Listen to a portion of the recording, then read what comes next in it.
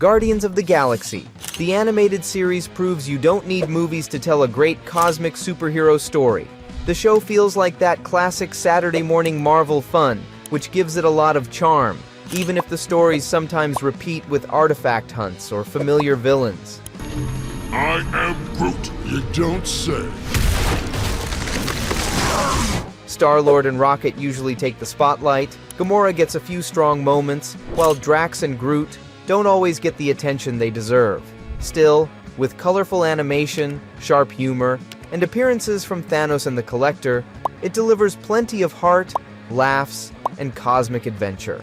The series follows a ragtag team of outlaws turned heroes: Star-Lord, Rocket, Gamora, Drax, and Groot.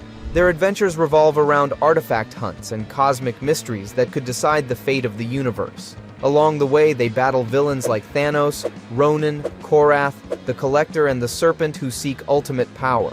Through humor, heart, and high-stakes battles, the Guardians prove that sometimes the galaxy's greatest heroes are the ones you least expect. With that said, let's get right into it. Star-Lord convinces the Guardians to carry out a risky rescue mission, claiming someone urgently needs their help. Though skeptical, the team trusts his instincts.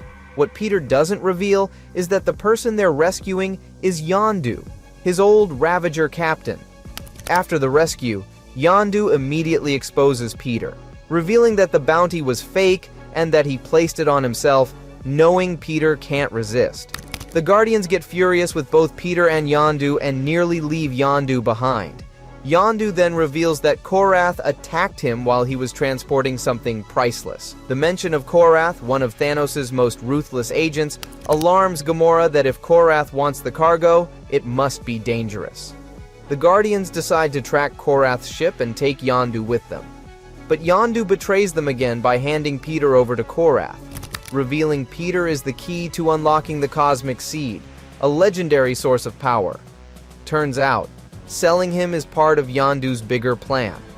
The Guardians somehow escape with the strange artifact that Korath was guarding and head to Nowhere to investigate it.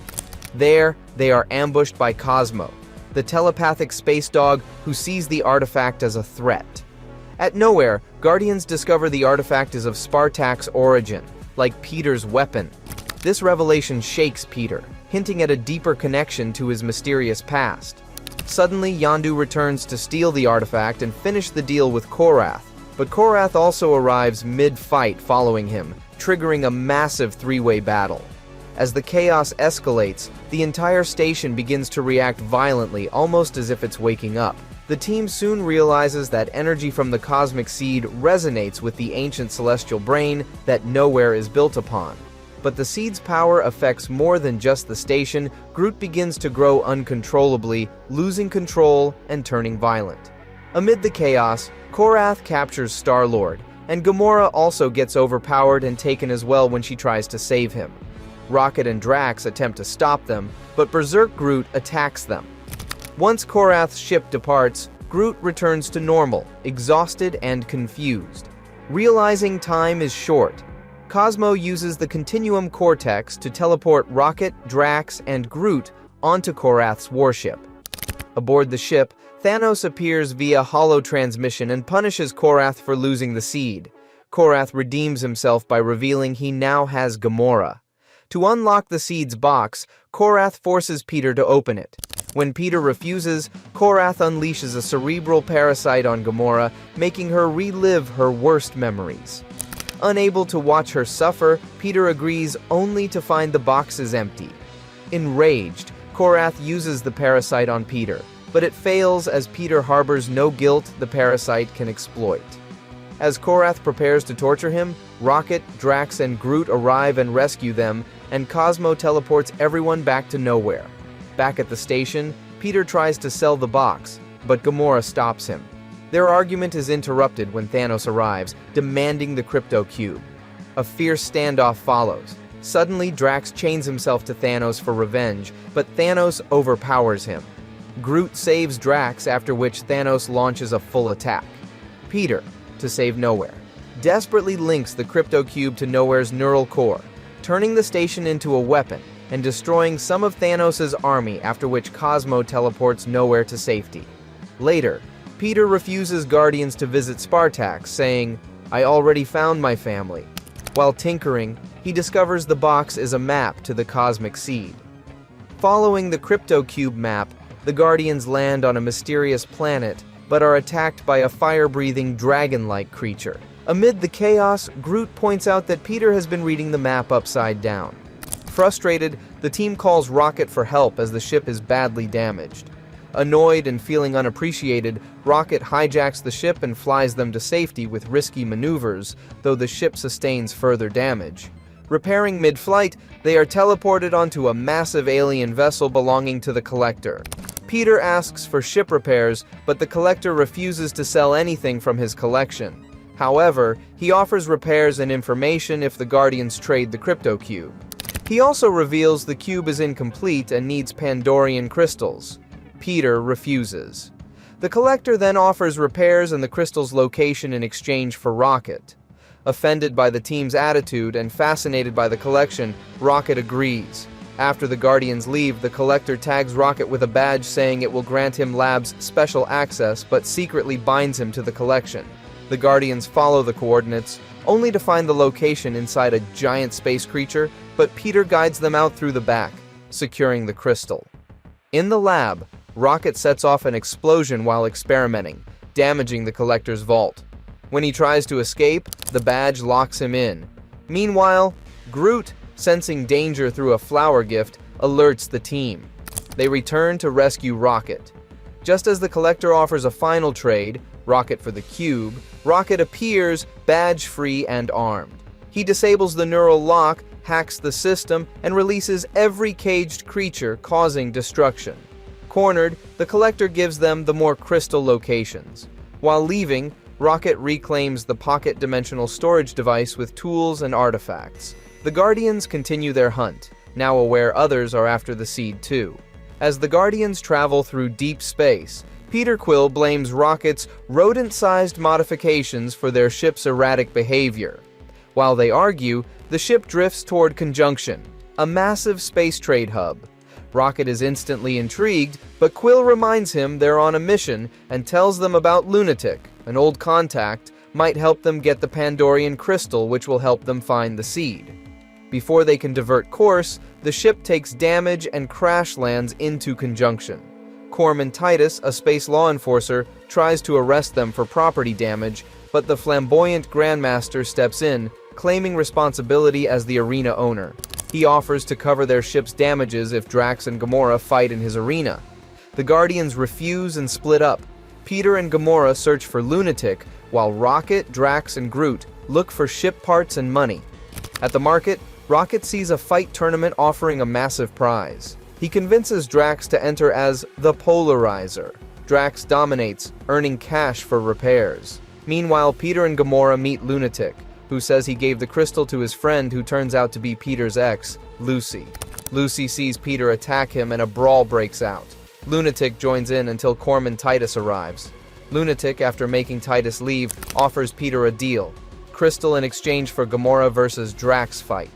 Back at the arena, Rocket unknowingly signs them up. When Drax and Gamora discover they must fight each other, they refuse. The Grandmaster then activates a deadly laser grid, threatening to vaporize everyone unless they fight to the death. To protect civilians, they fake a choreographed fight while Rocket, Peter, and Groot dig an escape tunnel. Rocket hijacks a security ship and destroys the laser emitter, after which he crashes into the Grandmaster's box. Corman Titus arrests the Grandmaster. However, Guardians escape with the Pandorian crystal, taking them one step closer to the cosmic seed. Still chasing the Pandorian crystal, the Guardians realize they're being followed by Titus. Anticipating an ambush, they shoot down his ship and force it to crash. Using new coordinates from the Crypto Cube, they land on a forested planet. In a village, they spot the crystal, but the natives capture them before they can grab it. Peter quickly offers his laser scalpel. The villagers, impressed by its power, agree to trade it for the crystal, hoping it can help them fight mysterious creatures. Suddenly, Groot rushes in, chased by monstrous beings. One bites him before the team fends them off. Grateful, the villagers host a feast. During the celebration, the crystal falls from Peter's pocket. Rocket gives it to Groot, calling him the most responsible. Gamora learns the monsters appeared after a fireball crashed nearby, spreading an orange mold. Later, Groot accidentally lights himself on fire, igniting the village. Blamed and ashamed, he runs into the woods. Peter wants to leave, but Gamora insists they stay and try to defuse the threat. Rocket also urges Peter to apologize to Groot, after which Peter goes behind him, but finds Groot infected by the mold, now a giant, rampaging toward the village. Titus from the far sees the chaos and prepares to strike. To save Groot, Peter and Rocket enter his body to remove the infection. Outside, Gamora and Drax stop the villagers from harming Groot. However, a villager blasts him with a fire cannon which jolts his mind. Meanwhile, Titus appears and attacks, but Drax deflects Titus's missile into the meteor, destroying the source of the infection. Inside, Peter reaches Groot's heart and uses his elemental guns to burn the infection, after which Groot regains control.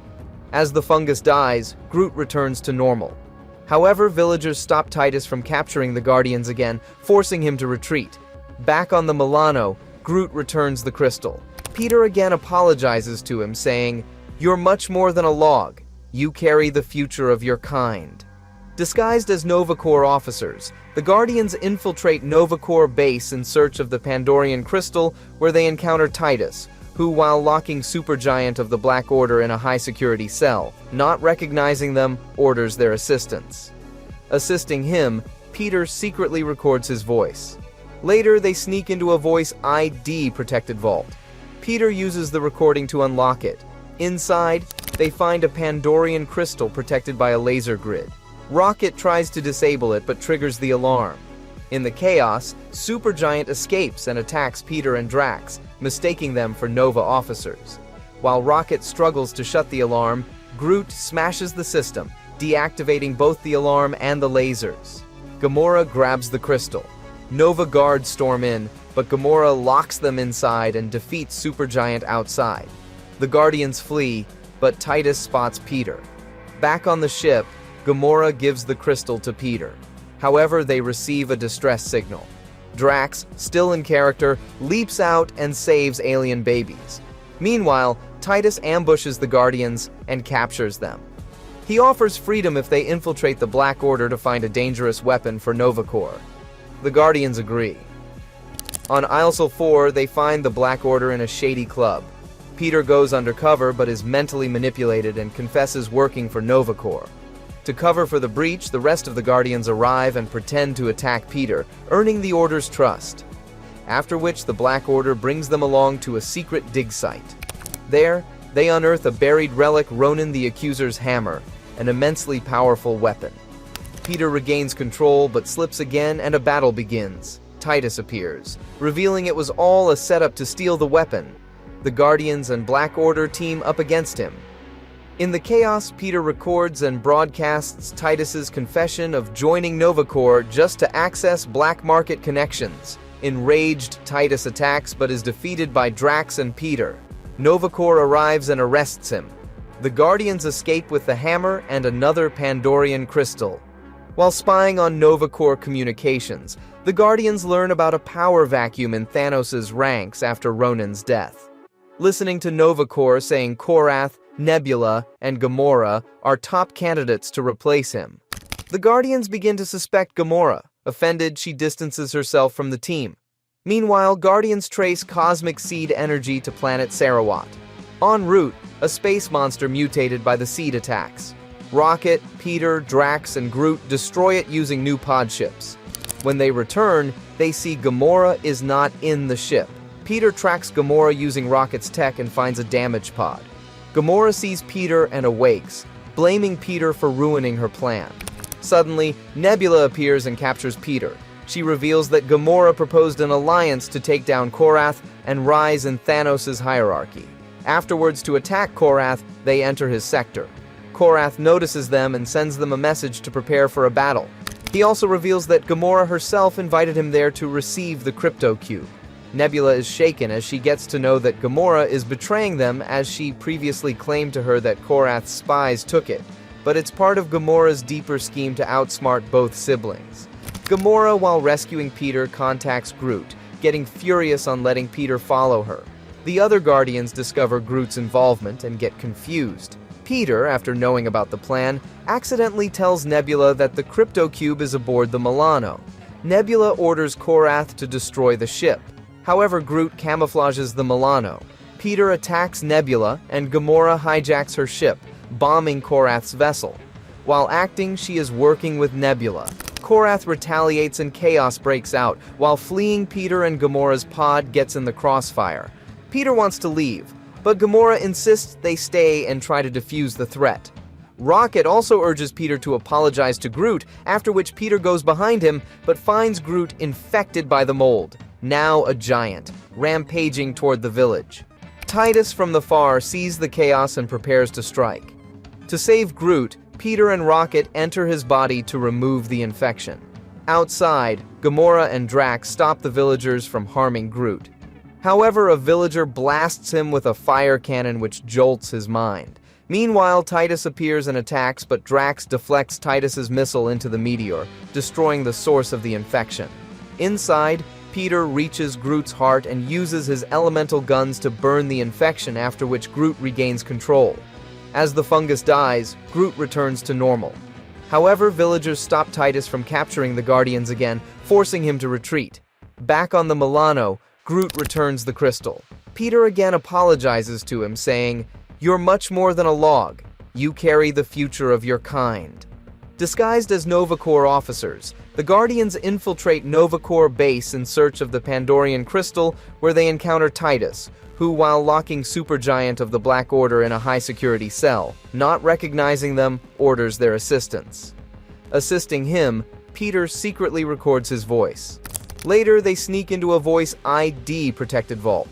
Peter uses the recording to unlock it. Inside, they find a Pandorian crystal protected by a laser grid. Rocket tries to disable it but triggers the alarm. In the chaos, Supergiant escapes and attacks Peter and Drax, mistaking them for Nova officers.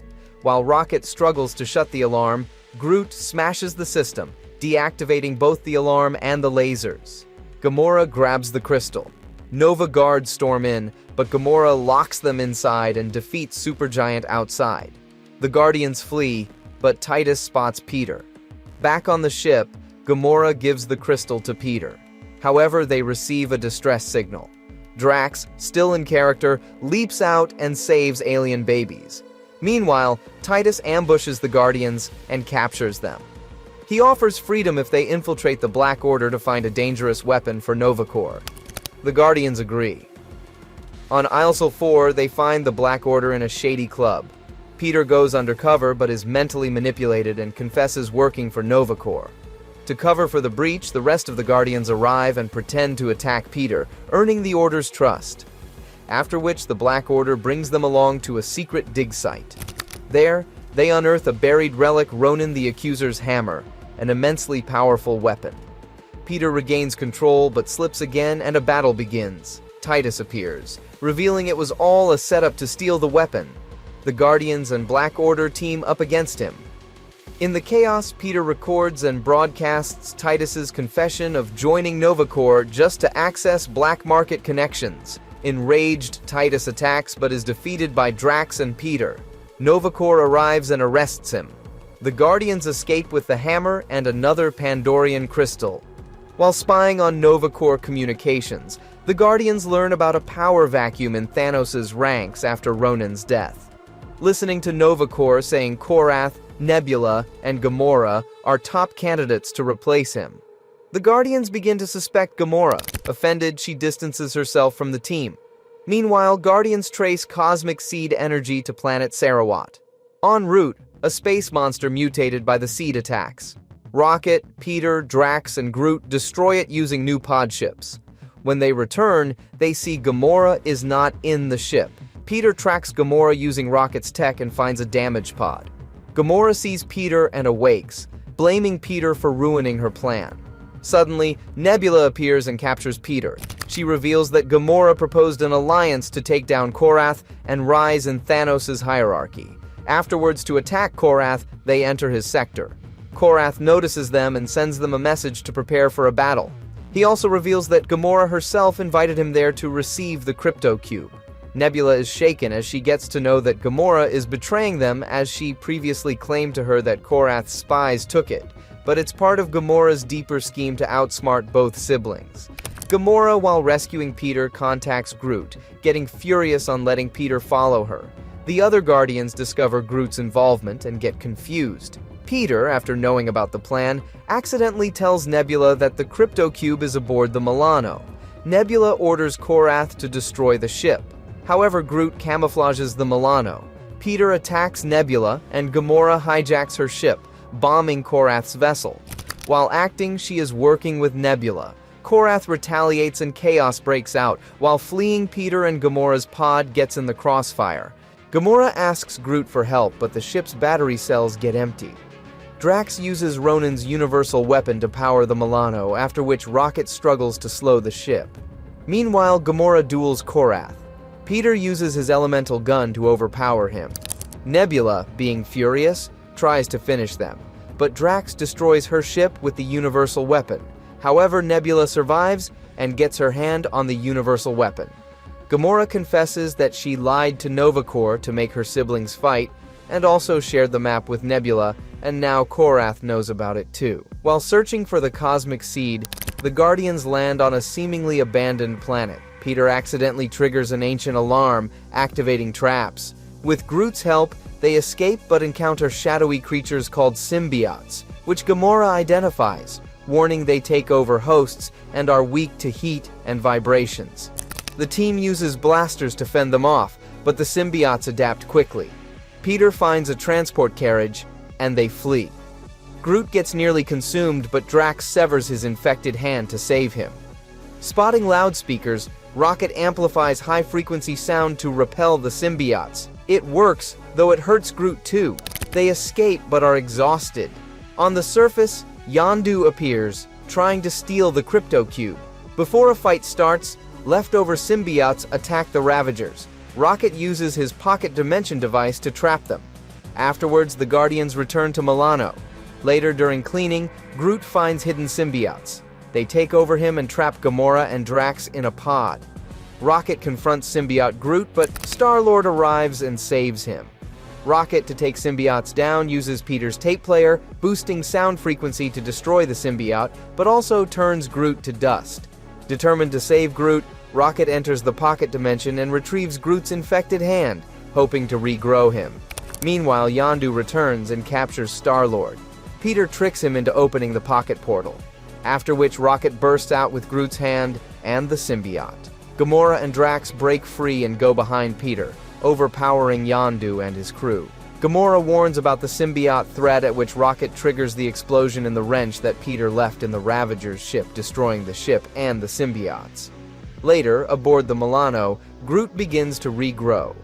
The tiny sapling silently hands Rocket a mop, resuming cleaning with his usual mischief. While searching for the cosmic seed, the Guardians land on a mineral-rich planet emitting traces of seed energy. They discover excavation sites, but are ambushed by security robots who call Rocket and Groot Subject 89P13. Rocket reluctantly admits the robots are from Half-World, his place of origin where he and Groot were genetically modified and ran from. To escape, the Guardians jump into a river, but Rocket and Groot are captured and taken to Half-World. They wake up in the lab where they were once experimented on. The robots interrogate Rocket about a rebel base and stolen minerals. When Rocket refuses to cooperate, robots bring his long-lost mother and sister and threaten them. Rocket tricks the robots into opening his pocket dimension, retrieving weapons to escape. Just then, Rocket's enhanced big brother, Ranger, appears and claims credit for their rescue. He takes Rocket and Groot to Brix, a city of genetically enhanced animals. There, Rocket has a reunion with his family. Soon, scientist Pico reappears. Ranger gives him the mineral, which Pico uses to mutate Ranger into a monstrous version of himself. He orders Ranger to destroy the Guardians and all rebels. Chaos spreads in Brix. Rocket, with his family, infiltrates the lab and gives the remaining robots the mineral needed for a cure. The Guardians reunite with Rocket and meet his family. Pico attacks again, but Rocket destroys his flying seat, defeating him. The robots synthesize a single cure dose, which Rocket fires into the Galaxian wall. The beam spreads and cures all mutations, except Rocket, whose modifications are irreversible. Half-World gets liberated, and Rocket shares a final moment with his family before they revert to regular raccoons. The Guardians take off, leaving behind a healed Half-World and Rocket's painful past, finally at peace. 3 days into their search for the Cosmic Seed, boredom overtakes Milano. Star-Lord suggests a space-themed card game, but no one is interested. Suddenly, the cube detects a strange energy signal from a moon named Mandel. The Guardians head there, only to be ambushed by Nebula, wielding Ronan's hammer. She attacks the Milano, but Star-Lord spins the ship wildly, flinging her into space.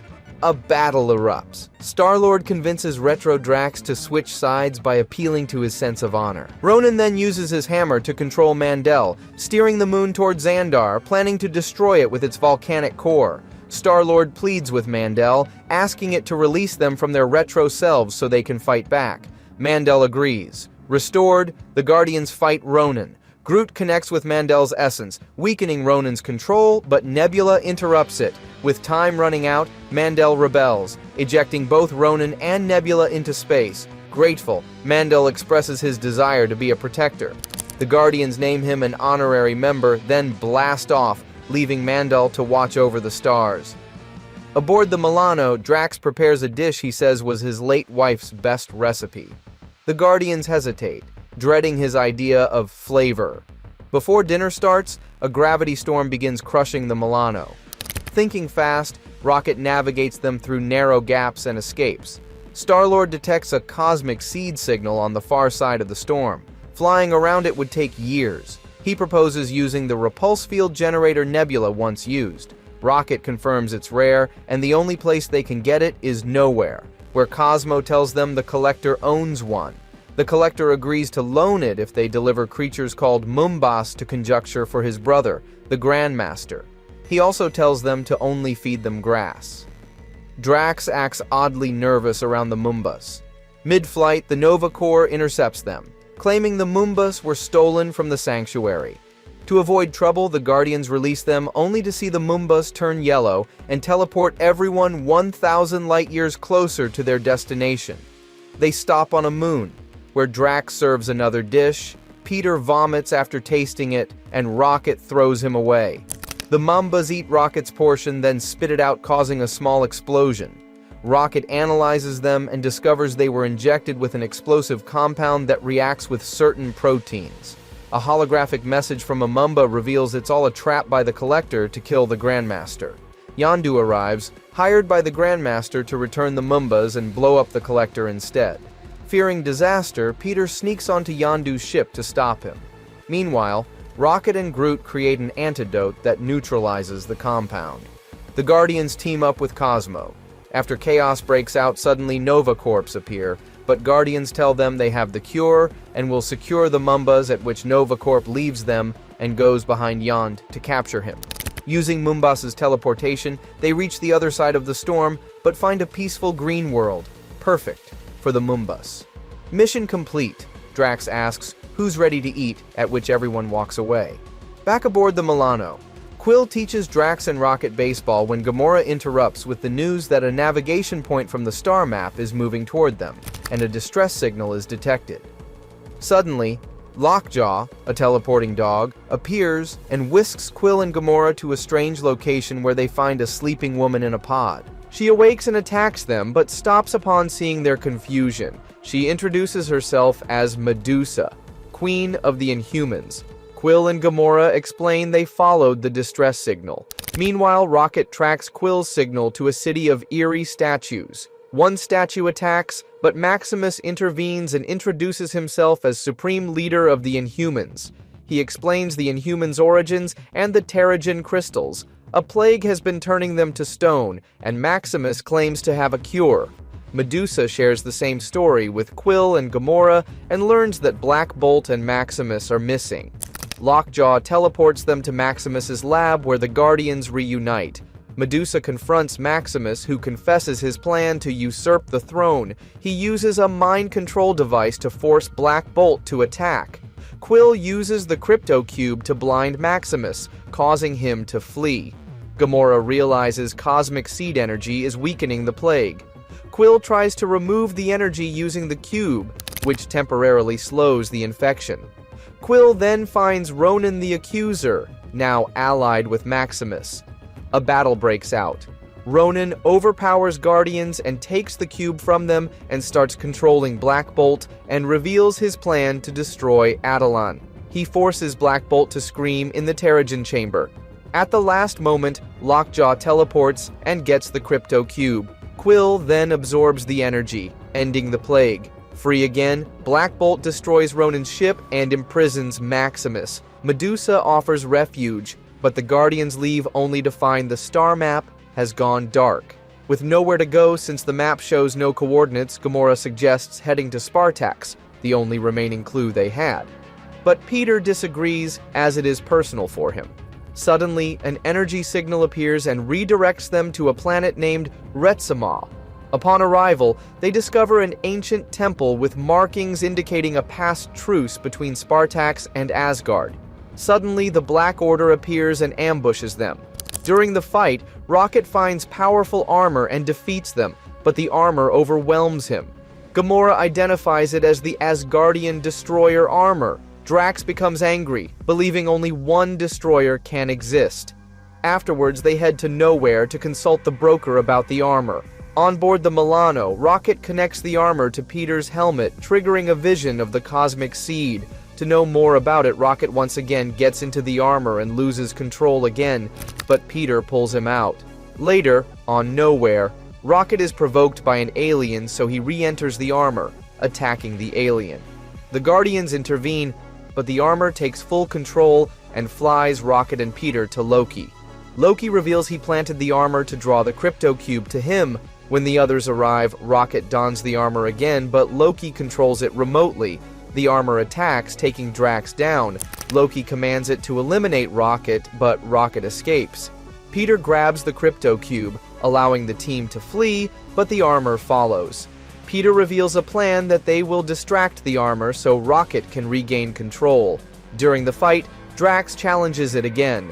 While the armor attacks Drax, Rocket sneaks inside and takes control. Groot tackles Loki, breaking his link. Rocket uses the armor to defeat Loki, nearly going too far, but Peter stops him. The armor traps Loki and returns to Asgard, where Loki plans to spark war by blaming Spartax for stealing the armor.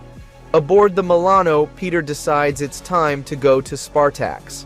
At Spartax, the Guardians arrive at the palace and wait in a long line. While waiting, they are mocked by others. A guard also humiliates Rocket, but his pocket dimension device accidentally activates, firing a weapon that destroys a statue of King Jason. The Guardians apologize, but the guards try to arrest them. In the chaos, they escape. Peter, being Spartaxian, bypasses the line and follows the Crypto Cube's signal to a hidden corridor, where he meets Mantis. She shares a belief system and an ancient prophecy that a figure called Star-Lord will save the galaxy. Before Peter can learn more, as prophecy is about him, guards arrest him for possessing a royal weapon. The Guardians, using disguises, sneak into the city, tracking Peter via his helmet signal. They find only the helmet and realize he's in danger.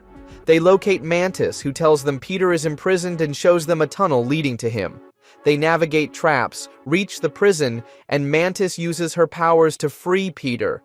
Peter, wanting his belongings, tries Mantis's believe method and opens the royal vault.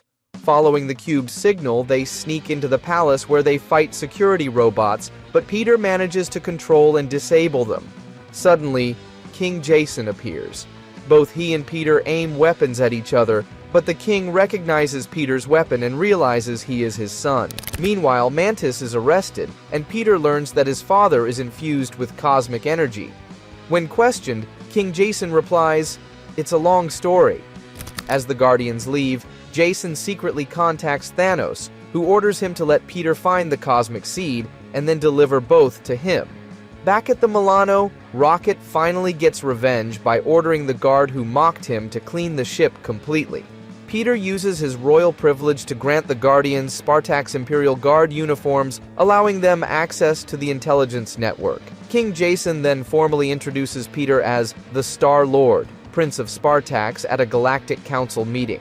While the Guardians wait outside, Peter accidentally sparks tension between the Kree and Chitauri, but Jason calms the situation and orders everyone out. The Guardians inform Peter about Ronan performing the Kree purification ritual. Peter refuses to join, citing a diplomatic mission assigned by Jason. Disappointed, the Guardians leave. Later, Peter meets his sister Victoria, where King orders them to escort a refinery asteroid to the Kree Supreme Intelligence. At the temple, the Guardians confront Ronan unarmed, but he attacks using the temple's power as he was going to destroy them. Nebula stops him by revealing that Peter is delivering the asteroid. Intrigued, Ronan changes his mind. On the asteroid, Peter learns the workers are unpaid and sparks a small rebellion. Suddenly, Peter notices a familiar ship approaching, which turns out to be Milano. He instructs the guards to let it land. The Guardians warn Peter about Ronan and Nebula being in the ship. Meanwhile, Nebula sneaks into the smelting unit. Seeing this, Lyric warns that tampering with the safety systems will cause an explosion. Peter and Victoria face Ronan, who reveals his plan: to destroy the asteroid near the Kree fleet, blaming Spartax, and start a war to overthrow the Supreme Intelligence. Ronan disables the systems and escape pods. Nebula rigs the asteroid on a collision course. Gamora battles Nebula, who retreats. Drax evacuates miners while Rocket devises a plan to redirect the asteroid. The team guides miners to safe zones as Ronan returns. Drax, Peter, and the miners slow him down by pouring molten metal. Rocket succeeds in changing the asteroid's trajectory, saving the Kree fleet. The asteroid explodes harmlessly in space. Ronan rises again, enraged, but before he can retaliate, the asteroid, now beyond salvation, crashes and explodes, taking Ronan and Nebula with it. Ronan and Nebula appear to perish. Back on Spartax, Peter and Victoria demand that the miners be granted citizenship and fair wages, but in doing that, they also cause chaos in the council. In honor of the peace between Spartax and Asgard, Peter unveils a monument of King Jason. After the ceremony, he asks Jason about the seed, which enrages Thor's sister, as possessing the seed is an act of war. Drax attacks Thor to defend Peter, causing a fight during which the monument collapses. Jason calms everyone and banishes the Guardians, but Peter chooses to stay. The Guardians feel betrayed and leave. Peter demands answers about the seed. Jason reveals that he once found the seed and stored it in the crypto cube. The cube left energy at every place he went, eventually leading Peter back to him. Jason says the seed was taken during his return journey, and his ship crashed on Earth, where he met Meredith, Peter's mother. They soon married and had him. Before returning to Spartax, he gave Meredith his blaster and encoded the cube's key with their DNA. Later, he heard that Meredith and Peter were killed by Ravagers and threw the cube into space. When Peter asks who stole the cube, Jason refuses to answer. Peter returns to the Guardians with soft pillows as peace offerings. They forgive him, after which he tells them about everything. Using the Cortex teleporter, they trace the highest cosmic energy to Asgard. There, an Asgardian attacks them, but Peter subdues him using spray from Jason's bag. Then they find the World Tree and detect energy underground. Gamora grows suspicious of the bag for having everything they need. Using a drill, Peter, Rocket, and Groot descend underground while Drax and Gamora stay above. Monsters ambush them, but Groot helps them escape. Above, Loki awakes the Asgardian guard, which alarms everyone, after which Thor and his sister appear and start to fight the Guardians and capture them. Loki tries to convince Thor to wage a war at Spartax, but Peter convinces Thor that he means no harm, after which Thor returns the team to Spartax, where Jason admits that he wanted Peter to find the seed, at which Peter angrily leaves Spartax with the Guardians. Loki later reveals he planted the bag to spark war and overthrow Thor. On the Milano, when Peter asks for a pillow, all of the Guardians run to hide theirs. King Jason informs Thanos about the situation. Star-Lord arrives and accuses Jason of stealing the seed from Asgard. He hands over the cube and secretly takes Jason's key. Jason notices and orders the guards to capture him. Peter escapes with Gamora and Rocket and unlocks a hidden chamber containing a ship once used by Jason to search for the seed. The ship activates, mistaking Peter for Jason, and expresses loneliness. Meanwhile, robots attack, but the ship protects Peter and launches into hyperwarp. Jason also discovers the cube is fake. On board, the ship, named Rora, believes Peter is Jason and falls in love with him.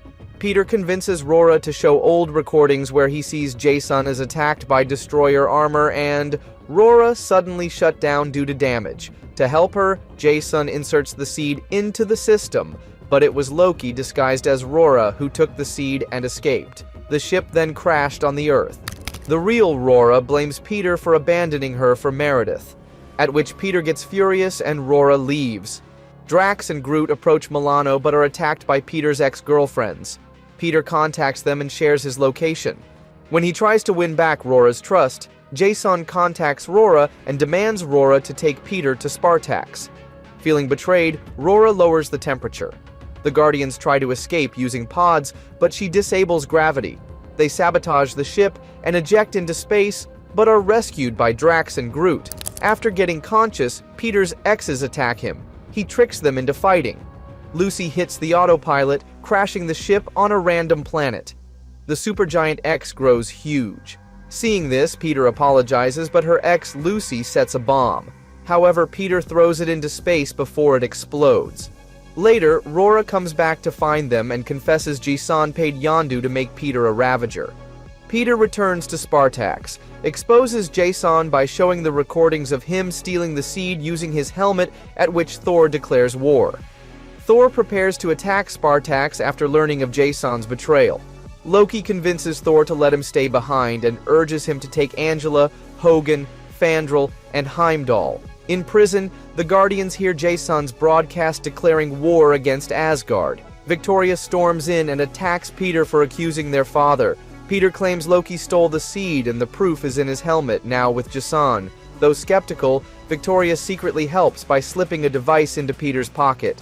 Using it, the Guardians escape and head to recover Peter's gear. Jason intercepts them, and Peter confronts him alone. Peter also finds Jason has deleted the video proof, after which he questions his motives. Jason declares he takes what he wants, whether it be the cosmic seed or Asgard. After which Peter flees with the Guardians. At the battlefield, Victoria is shocked to see only a few Asgardian warriors. She duels Thor, but he walks away uninterested. Suddenly, the destroyer attacks her, but the Guardians save her. Inside the Milano, Peter plans to access the destroyer's memory via his helmet to retrieve the proof. Rocket begins extracting data, but Loki takes control of the armor and starts to attack everyone. Peter warns Thor that Loki is behind everything. Meanwhile, seeing the armor rampaging, Thor attacks the armor but sees Rocket inside and lashes out. As Peter is trying to explain, the armor blasts him and Thor, appearing to kill them. At Spartax, Jason rallies his troops for victory, but Loki appears, calls for a ceasefire, at which he agrees, after which he blames the Guardians for the chaos and for killing his son. However, Rocket suddenly plays the footage proving Loki stole the seed. Thor and Loki arrive together, surprising everyone with Thor capturing Loki for his plotting. Peter also reveals Jason's plan to conquer Asgard using the seed by using another recording. As Jason tries to flee, Victoria captures him. Suddenly, Jason opens Spartax's gates, allowing Thanos and his army to invade, declaring that this time he will win. Thanos launches an attack on Spartax and war erupts. Seizing an opportunity, Loki quietly escapes while the Asgardians and Guardians team up to battle Thanos' army. Thanos enters the fight and overpowers everyone. When Victoria confronts him, he prepares to kill her, but the Guardians intervene. Thanos defeats them and is about to kill Peter when Jason arrives and stops him, revealing Peter is the only one who can find the cosmic seed. Thanos takes Peter with him.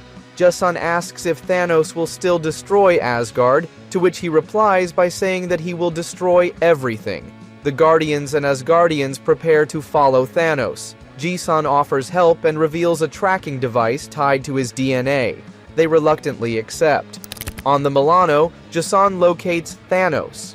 Meanwhile, Thanos tortures Peter, forcing him into a vision to unlock the cube. In the illusion, Peter meets his mother, and to save her, he unlocks the cube. When he opens it, Thanos takes the real cube. As the heroes arrive at Thanos' asteroid, Rocket activates a cloaking shield. Jisan betrays them and escapes in a pod. A battle breaks out. Thanos uses the seed's energy in the cube to overpower Thor. Groot frees Peter, but Thanos appears and defeats them. Drax and Gamora attack, but fail. Rocket uses the Milano to lift Thanos. Peter grabs his boombox and tells Thor to destroy the cube. Thor strikes it, but it lands near Jisan. Peter pleads with him, and after a struggle, takes it. Thanos grabs the cube again, but Peter freezes it, after which the cube explodes. Thanos absorbs the remaining energy and opens a black hole. Suddenly, Loki returns and attacks Thanos. Peter joins him. The black hole collapses, pulling in Thanos. Afterwards, Victoria arrests Jisan. Thor asks Loki about the seed, but Loki says he has hidden it magically and now does not know its location. On Spartax, Peter names Victoria Queen and departs. On the Milano, Peter dreams of the seed's location and wakes up stunned.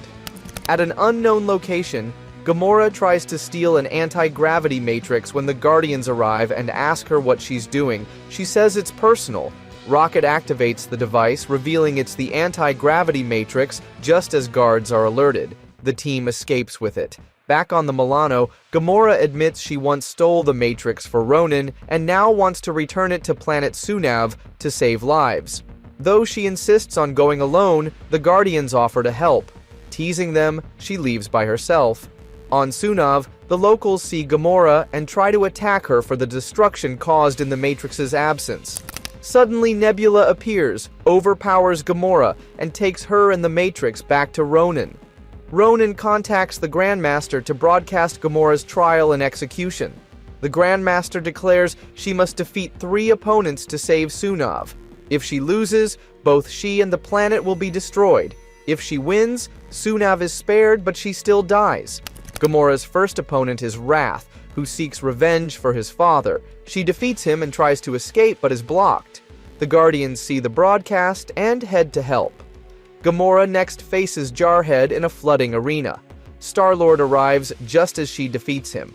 Ronan and Nebula leave, sensing outside interference. Her final opponent is Elemental Feaster, whose species she wiped out. Star-Lord is shocked by its power. Gamora insists him not to interfere, at which he denies any interference, and the Grandmaster also realizes it isn't him controlling. Meanwhile, Nebula finds Rocket and Groot hacking the station. Drax confronts Ronan, steals the Matrix, and uses it to float Ronan.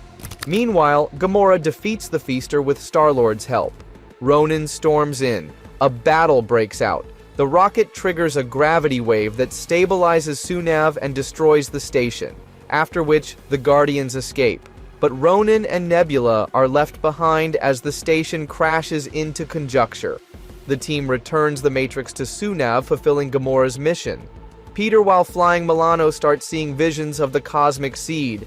Rocket snaps him out just before they crash into a white hole. They recover and spot Black Bolt ahead, who opens his mouth to test them with his destructive voice. But a force field protects them, and the Queen of the Inhumans welcomes them. Peter then explains he arranged a meeting to learn more about the seed, and that Black Bolt just ensured they weren't followed. After a rough landing, Gorgon and Karnak damage the Milano to stop it, frustrating Rocket. Upon finding weaknesses in Milano, Karnak claims he can find weakness in anyone but fails to find one in Drax. Later, Medusa asks about the reason for their visit. Peter tells her about his visions and believes Maximus, Black Bolt's brother, knows the seed's location.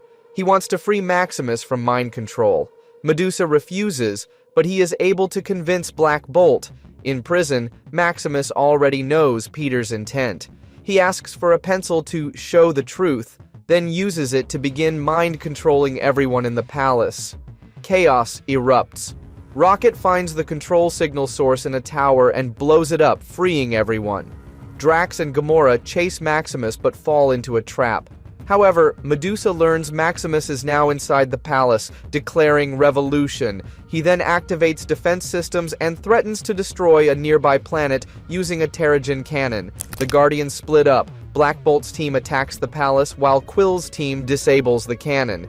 Peter's team faces Retrokinetic, defending the cannon. However, Groot tunnels underground, after which Karnak finds the cannon's weakness. Meanwhile, inside the palace, Black Bolt's team struggles against palace defenses, but with help from Gamora and Drax, they push through. After which they confront Maximus, who tricks Black Bolt into triggering the cannon, making it impossible to shut down. However, inside the cannon, Star-Lord uses his elemental weapon's heat, exposing the weakness and destroying it. Maximus tries to escape in the Milano, but Peter distracts him, after which Black Bolt overpowers him and captures him. The Inhumans thank the Guardians. The Milano's navigation system now points to Earth, confirming Maximus's hint. The Guardians head for Earth. Peter, trying to lose a tail, acts cautiously so enemies don't realize they're heading to Earth. He asks the Guardians for a distraction so he can find Cosmo. Rocket detonates bombs, causing chaos. They soon discover the Scarans are following them, proving Peter right. Korath also appears and attacks, knocking out Gamora. He chases Peter to the Continuum Cortex to seize the Cosmic Seed. Peter finds Cosmo, who reads his mind and offers to teleport him via the Cortex. But Peter is not able to recall the exact location on Earth, so Cosmo dives into his memories and sees young Peter burying something. Using this, Cosmo teleports them to that spot on Earth. On Earth, a police officer named Cohagen stops Peter for not leashing Cosmo. Cosmo recognizes Cohagen as Peter's childhood bully, but suddenly Korath appears again, but Peter crashes him into a truck and escapes. As they continue the search, Korath ambushes them, but is again overpowered. After this, Cohagen knocks out Peter and Cosmo and takes them to jail. Peter reveals his identity, but Cohagen laughs it off until Korath attacks again, forcing him to believe Peter. The Guardians suddenly arrive and defeat Korath. They head to Peter's childhood home, now replaced by a mall. With Cohagen's help, they disguise themselves as cops and infiltrate it. They restrict access, dig a hole, and descend to retrieve the seed. Korath returns with his army, due to which an alarm goes off and a battle breaks out. During the fight, Rocket's Krutak device is damaged, initiating a countdown to shrink the entire mall. Rocket fails to stop it. Cohagen helps Peter evacuate the mall, trying to make amends. With seconds left, Peter uses a passport wristband to teleport everyone to safety as the mall shrinks. After which, Cosmo erases bystanders' memories but preserves Cohagen's. Afterward, Peter sits beneath a tree, remembering his mother. After leaving Earth without the seed, Peter has another vision of it still being on Earth. The Guardians grow tired of his visions, but Peter explains the cosmic seed leaves energy traces, and one such trace leads to Attilan, the former home of the Inhumans. He believes the seed could be at the site where Attilan once stood. The Guardians contact Gorgon, who sends them the coordinates. Ronan, spying on them, also obtains the location. The Guardians return to Earth and enter an intense ice storm. After making it through, they reach icy mountains and discover the ruins of Attilan. Groot receives a vision and confirms Peter's belief that the seed is there. As they search, a giant worm attacks. Peter suspects the seed's energy mutated it. After defeating the worm, they fall into a massive web and get trapped by a giant spider. While trapped, Drax and Rocket reveal they've also had visions of the seed curing their families. Gamora admits she never had a vision and remembers nothing about her family. The spider returns. Groot absorbs nearby energy, breaks free, and rescues the others. They temporarily overpower the spider and spot the seed inside a sealed box. Tension rises as they argue over it, each wanting to heal their loved ones. During the struggle, the box drops and Ronan appears. He takes the seed and uses its power to defeat them, escaping on a massive vine created with the seed's energy. As the Guardians pursue him, Ronan uses the seed's power on Nebula, turning her into a powerful organic being. She attacks, shattering their unity. Despite the chaos, they board Ronan's ship. Peter distracts him and grabs the seed just as Thanos arrives and punishes Ronan and takes his universal weapon and declares his plan to destroy everything using the seed. Knowing Thanos' intentions, the Guardians attempt to stop him and reclaim the seed. Thanos uses the seed's power to trap them in a twisted forest of vines. They escape, but Thanos then begins reshaping mountains. The Guardians flee toward the Milano, bringing Ronan, Nebula, and the Universal Weapon along. Thanos tries to destroy the Milano mid-flight. With the engines failing, Ronan powers them using his weapon. Peter then pilots the ship toward Thanos and uses a beam to pull him into space. Thanos, empowered by the seed, begins dragging Milano back to Earth. Ronan disables the beam, causing Thanos to crash land in New York, where he declares himself God. On board, Ronan proposes using a quantum bomb to destroy Thanos and Earth. Drax stops him, reminding Ronan of his debt of saving him, at which he gives only an hour. The Guardians begin to form a plan. Meanwhile, Groot opens the box made to absorb the seed by Asgardians and absorbs its energy. He grows multiple small Grootlings and scatters them across New York. Thanos tries to capture them using vines. To distract Thanos, the Guardians launch escape pods. Rocket and Groot continue spreading Grootlings. Ronan reappears and insists on using the bomb. Gamora contacts Nebula, urging her to intervene. Nebula confronts Ronan, but he slams her into the bomb, after which Ronan picks it up and charges at Thanos. Rocket tries to stop him, but fails. Ronan detonates the bomb, weakening Thanos, and flees. Star-Lord revives Thanos by provoking him, and in a rage, Thanos throws the bomb core at Ronan's ship, destroying both the ship and Ronan. After that, Grootlings swarm Thanos while Groot attempts to drain life force.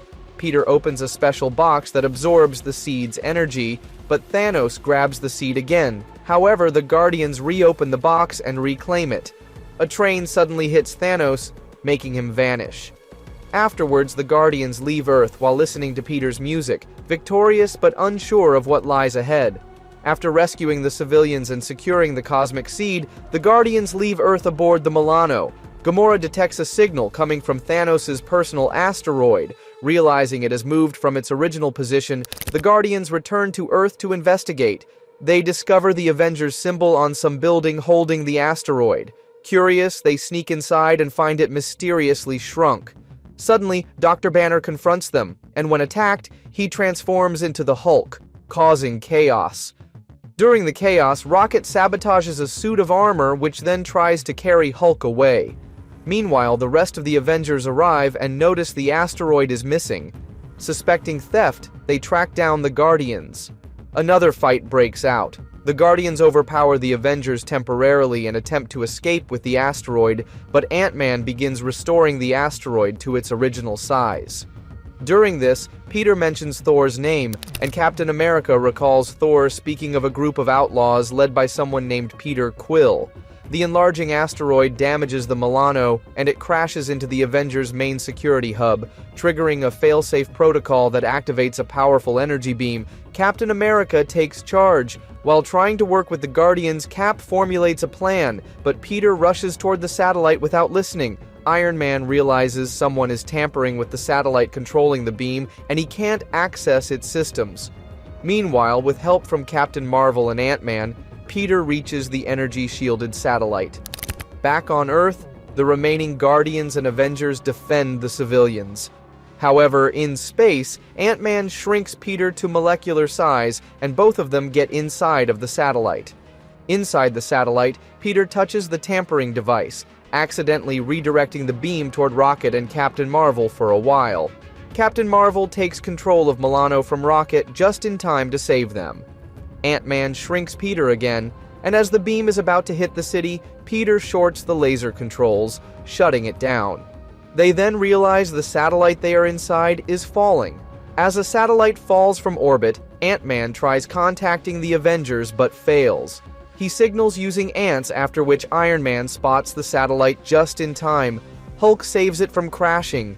Meanwhile, on Earth, the Guardians realize Rocket, Groot, and Captain Marvel are missing along with Milano. The three awaken to find themselves captured by the High Evolutionary, who reveals that he seeks Thanos' asteroid to power his machine, and he has already found it. Captain Marvel realizes he was the one tampering with the satellite.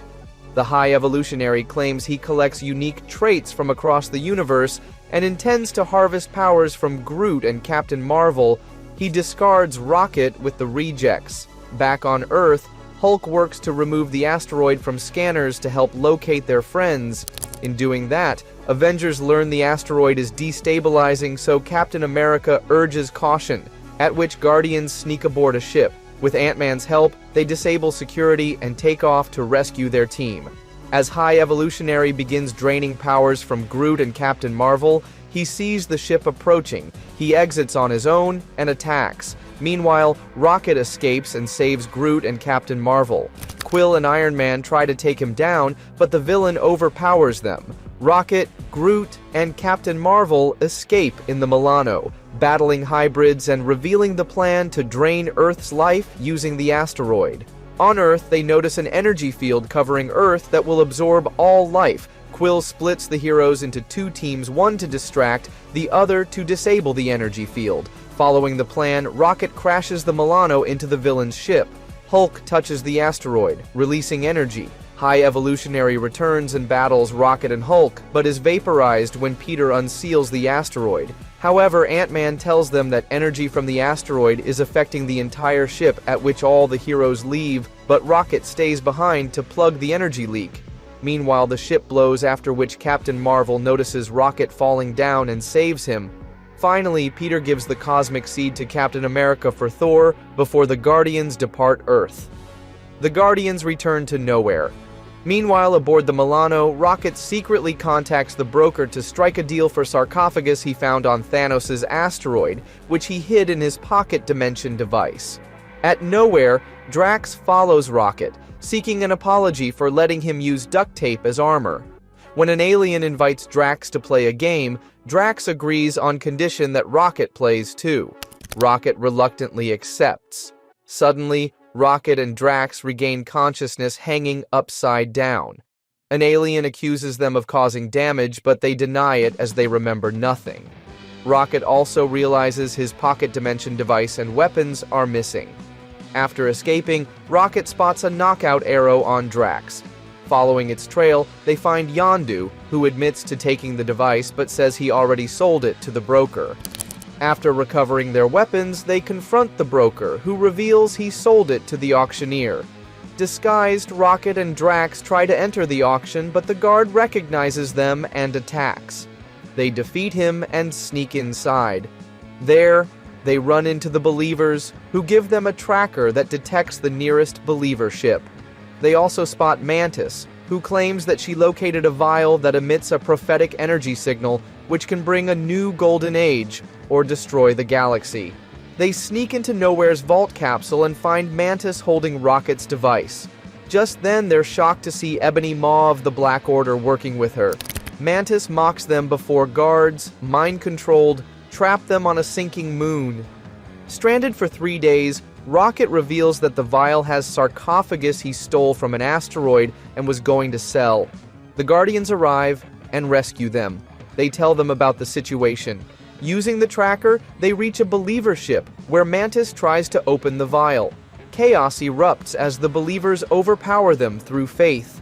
Rocket begins lying, draining the belief energy and allowing the Guardians to escape with the vial. Back on the Milano, Rocket finds the sarcophagus is missing and also finds a hologram from Yondu, revealing he stole it to sell.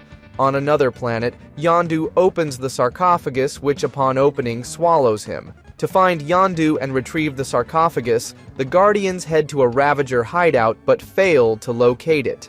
During the search, Groot touches an egg and accidentally triggers a booby trap. The Guardians narrowly escape.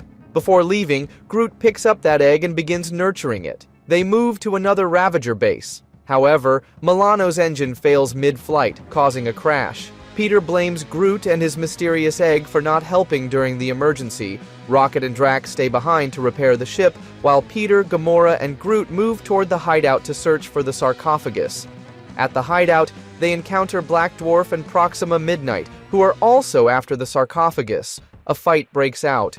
Groot avoids the conflict to protect the egg, which draws suspicion. When the Black Order members notice Groot hiding something, they attack him. Groot flees, while Peter and Gamora temporarily overpower the enemies.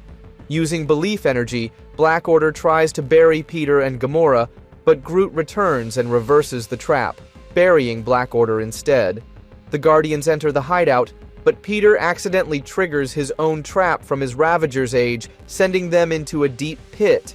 Trapped, they watch as Ebony Maw arrives and uses belief energy to extract secrets from Peter's mind. Maw gets distracted by Peter's toy monkey. As he powers up, Groot's egg suddenly hatches, releasing a parasite that absorbs the energy and grows uncontrollably. It breaks the pit's defenses and helps the Guardians escape while attacking Black Order. A Believer ship arrives to save Black Order, but the creature damages the ship, forcing it to flee without rescuing them. Peter's old traps finish off the Black Order. Back at Milano, Peter apologizes to Groot, after which the Guardians leave the planet. In search of the sarcophagus, the Guardians land on a deserted planet where they also find it. Suddenly, Nebula appears in her battle armor and starts attacking them. To defend themselves, Peter opens the sarcophagus, only to find it almost empty, containing just a few ancient artifacts. While Gamora tries to stop Peter from using anything inside, Groot, Rocket, and Drax nearly take Nebula down. However, she reboots her armor and overpowers them again. To stop Nebula, Gamora then puts on a strange helmet from the sarcophagus. The helmet overtakes her but grants immense power, allowing her to defeat Nebula with ease, though she accidentally destroys the Milano in the process. Through the helmet, Gamora sees that something called the Chakan was once inside the sarcophagus. The Guardians convince her to remove the helmet, then take Nebula along to track down the Chakan before it falls into the wrong hands. Using a tracking device given by the Believers, they travel to planet Tashlu. At a resort, Peter flirts with the receptionist to get in, but he also notices they are wanted here. When the receptionist removes his mask, she recognizes him as a disbeliever, and guards begin attacking. The Guardians escape but get trapped in a supply closet. Back on the Milano, Gamora is keeping an eye on Nebula. Peter contacts her for help, so Gamora puts the helmet on again and rescues them. However, she briefly loses control and attacks. Peter makes her remember who she is and locks the helmet away. As Rocket pilots them to the Believer flagship, Nova Prime contacts them, warning that the helmet is Nova Centurion helmet and contains corrupted Nova Force energy and drains life from its user. Suddenly, the Believers begin attacking. Gamora wears the helmet again and infiltrates the ship with others following her, fighting Mantis and stopping the Chakan from opening. But in the end, Chakan swallows both Gamora and Nebula.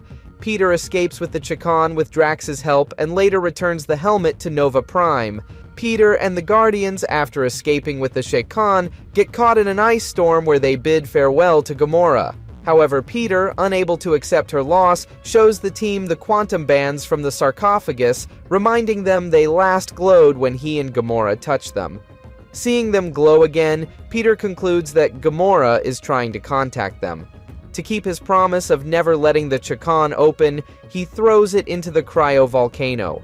Before leaving, he plays her favorite song, which reactivates the volcano. Peter tries to call Milano using the tractor beam, but due to frozen controls, is not able to. They attempt to reach the ship using Groot, but the cold weakens him. Peter then uses his elemental gun to create ice stairs, and they escape. On board, Peter accidentally knocks the bands, teleporting himself inside the Chakan, where he meets Nebula, who warns him to run as High Evolutionary's minions are hunting them. Meanwhile, Gamora gets teleported back to Milano, surprising Rocket. When Peter is nearly captured, he knocks the bands again and escapes. At Milano, to prove Gamora is alive, Peter triggers another switch, bringing her to Milano. They explain that the bands swap locations when activated. Back inside the Chakan, Peter fights Nebula, but he activates the bands again, making them switch. Outside, Peter says they must retrieve the Chakan before Gamora freezes. Inside, she realizes High Evolutionary's ship emits heat, and they use his hybrids to sneak in. While retrieving the Chakan, another switch alerts High Evolutionary, who attacks. After the switch, Rocket gives Gamora insulated force fields, whereas inside Nebula collides with Peter, swapping places again. Gamora faces High Evolutionary but survives due to the shield. At Milano, Nebula takes bands from Peter, after which Groot hits the band teleporting both of them. Outside, Rocket throws Gamora off the ship, and just when Volcano is going to freeze her, Groot activates the band again, making Nebula take Gamora's place, after which she freezes above the volcano. Rocket rescues her and makes her activate the band, after which Gamora and Groot return. Nebula ends up trapped inside the Shakhan. The Guardians then head to a Nova Corps outpost to reveal the truth, who assures them that Shakhan will be sent to Xandar so it can never be opened. Guardians then head to Nowhere to attend a peace conference between the Rigelians and Empathetics, hosted by Princess Ada of Rigel. Drax insists the Guardians wear traditional Rigelian headgear. Upon arrival, they witness a heated argument between both sides because the empathetic leader refuses to wear the Rigelian helmet. Princess Ada tries to calm things, but fails. Drax intervenes, but the Guardians' red helmets are mistaken as war symbols. They take them off and drop them, offending the Rigelian king, who attacks, causing a building to collapse. The Guardians save the trapped locals with help from Princess Ada. The conference gets postponed to settle the helmet issue. Meanwhile, the Guardians look for Cosmo and find a holographic message, suspecting he's joined the Believers. Drax stays behind to guard the conference while the others track Cosmo. Rigelians and Empathetics agree that Empathetics will comb their hair for peace. However, Drax then appears and attacks a Rigelian, mistaking him for a Believer. At the Continuum Cortex, the Guardians find it recently used. They program it to send them at the exact coordinates, which teleports them to the Believer's ship, where they find Cosmo, who reveals he is undercover to stop the Believers from sabotaging the talks. Suddenly, Black Order and Mantis spot them and capture them.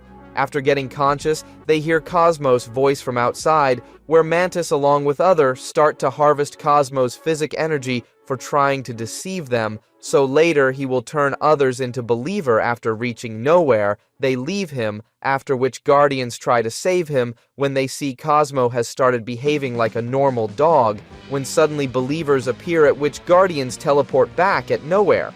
Back at the peace talks, Drax grabs the Rigelian king, but let go on the princess's request.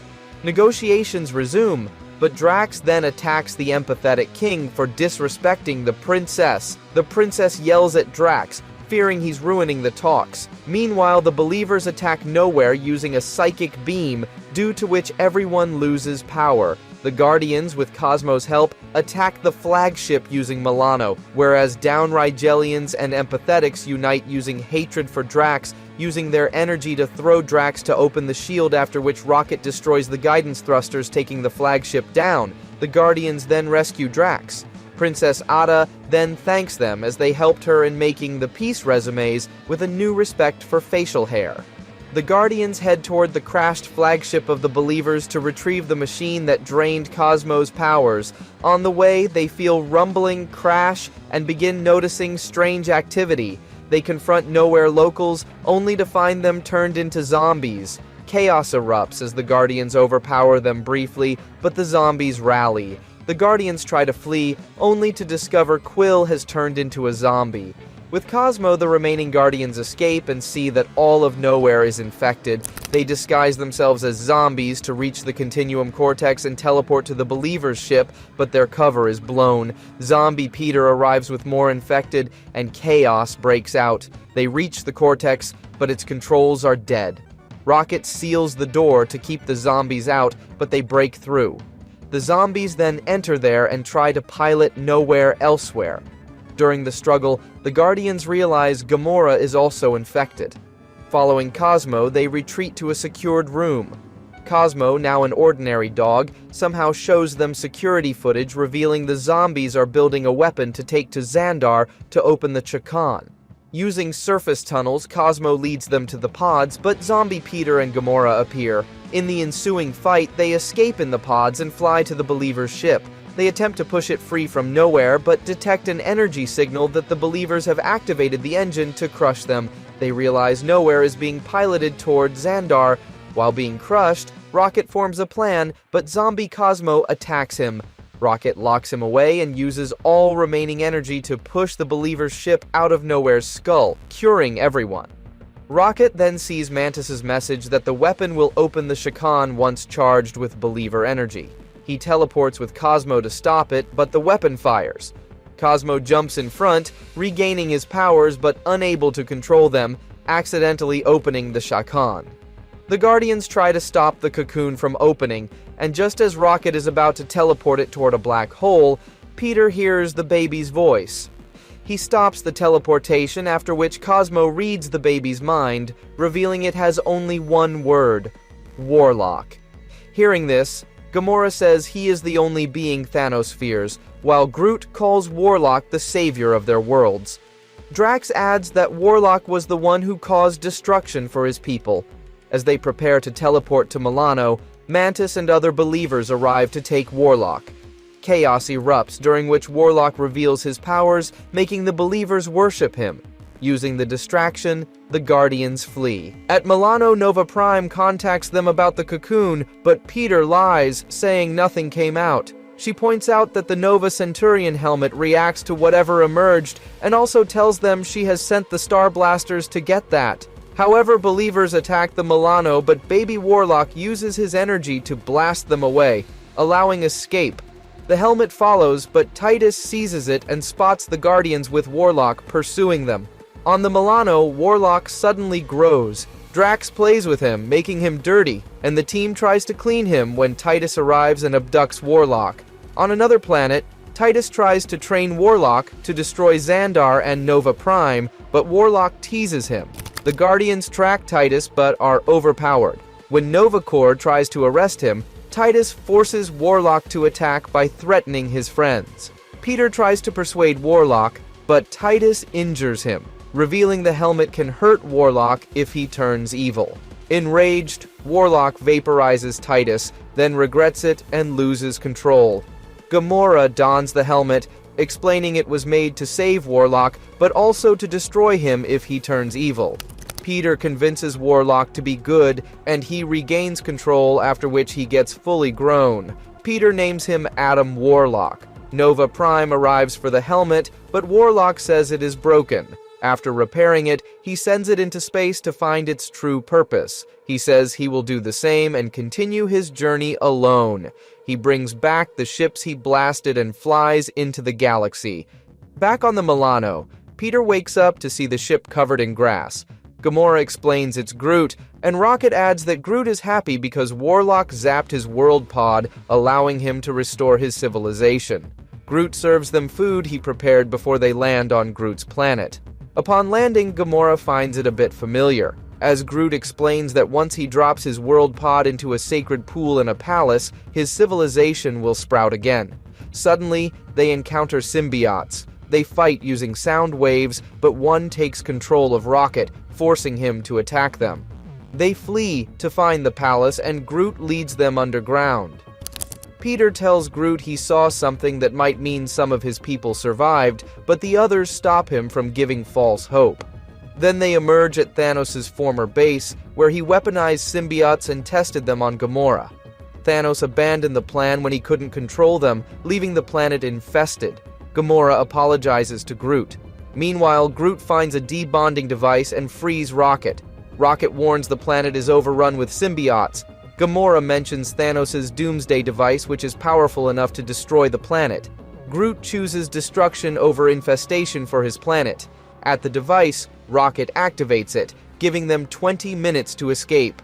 On their way out, symbiotes trap them and swallow Peter, after which he tells Rocket not to use sonic waves and to seal the tunnel, which Rocket does with a bomb. The symbiote then reveals they are Clintar, a peaceful race corrupted by Thanos. They offer to guide the Guardians out if they bond with them. The team agrees, gaining enhanced powers to fight corrupted symbiotes. Groot initially refuses, but bonds to save a Clintar who protects him. They escape to Milano before the planet explodes.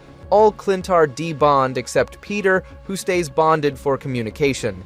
On Planet Y, Groot admits there's no sacred pool at which Clintar pledges to protect Groot's people.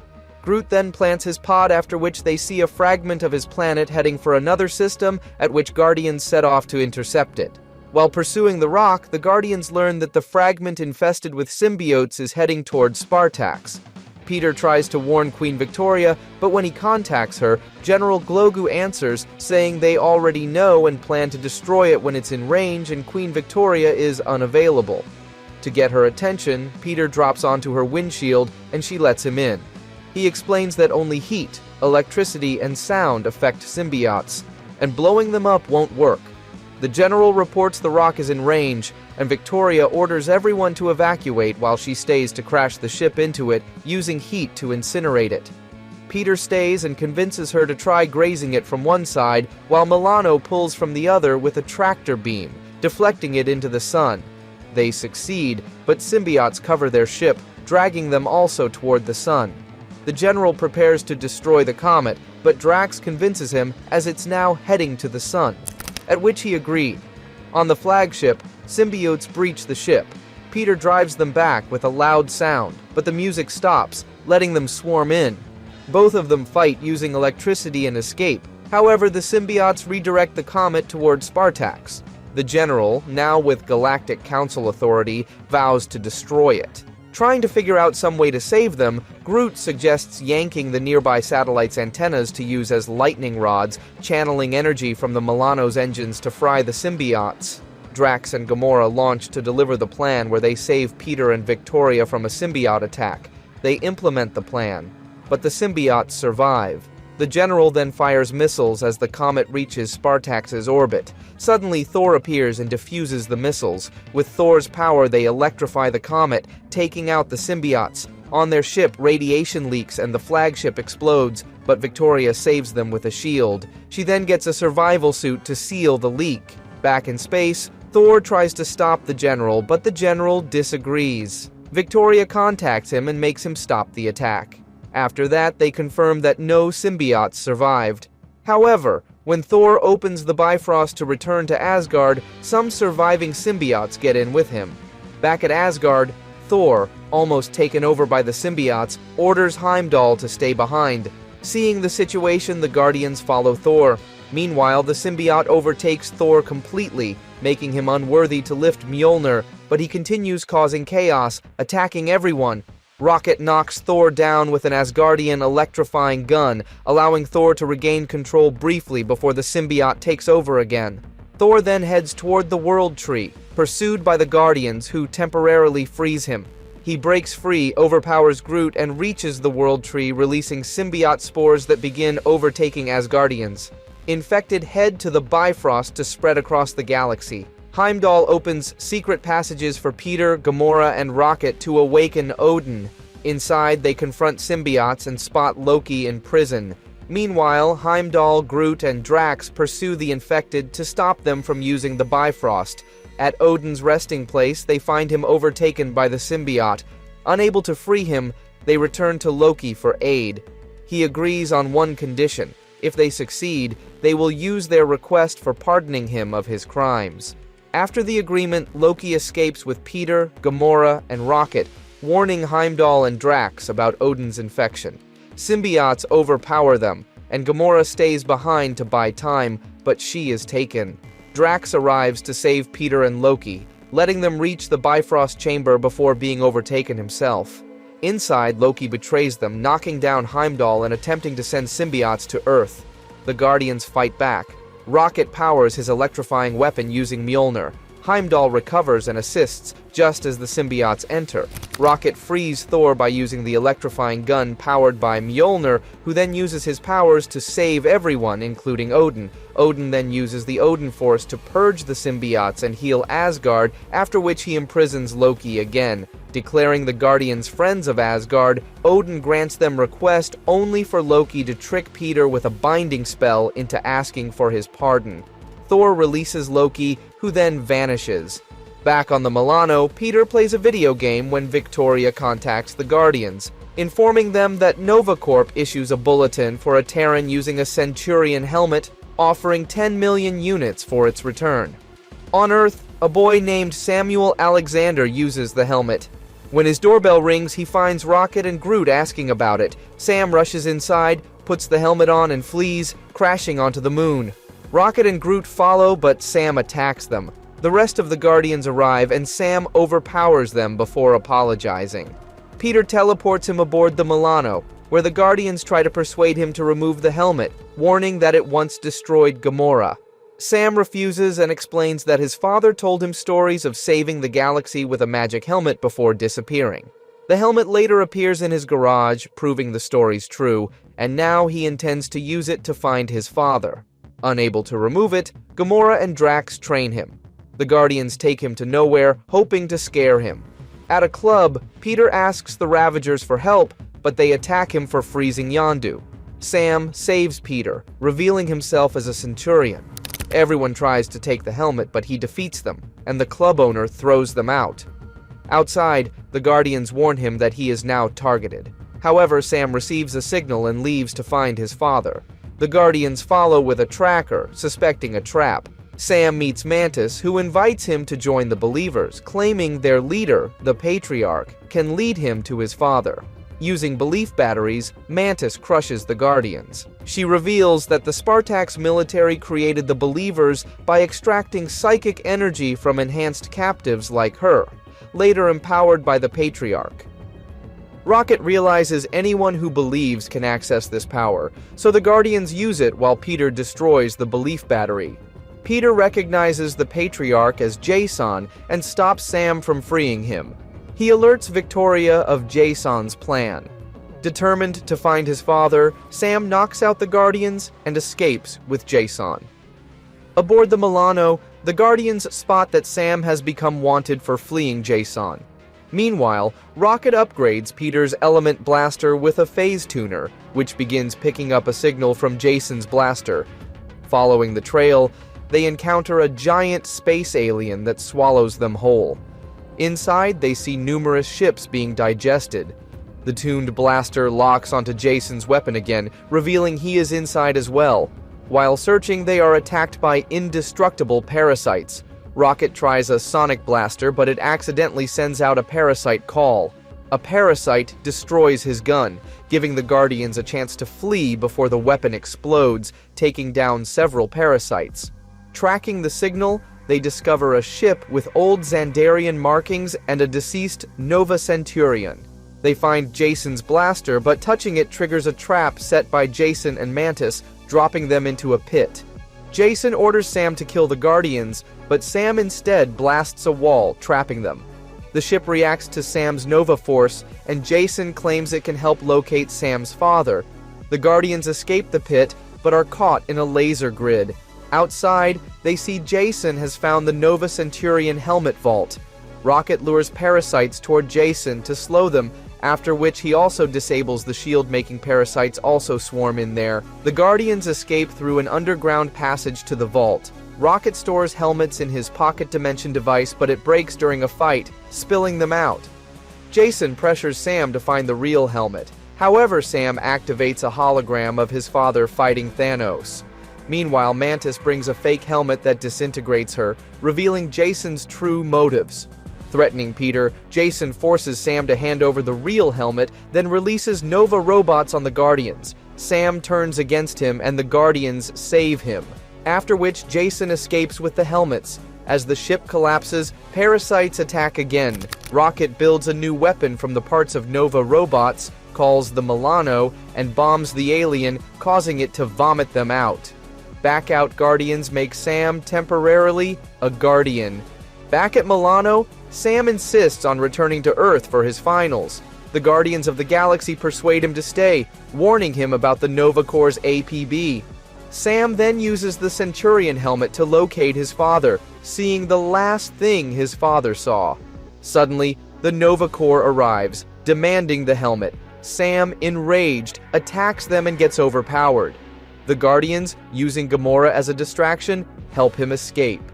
Sam, however, flees and returns to Earth, only to discover he was gone for a week, and it's his finals week. Back on the Milano, Groot reveals he planted a thorn on Sam, which acts as a tracker. Meanwhile, Jason, disguised as an officer, gets Sam's personal information from his school principal. Jason then bursts into Sam's class, demanding the helmet.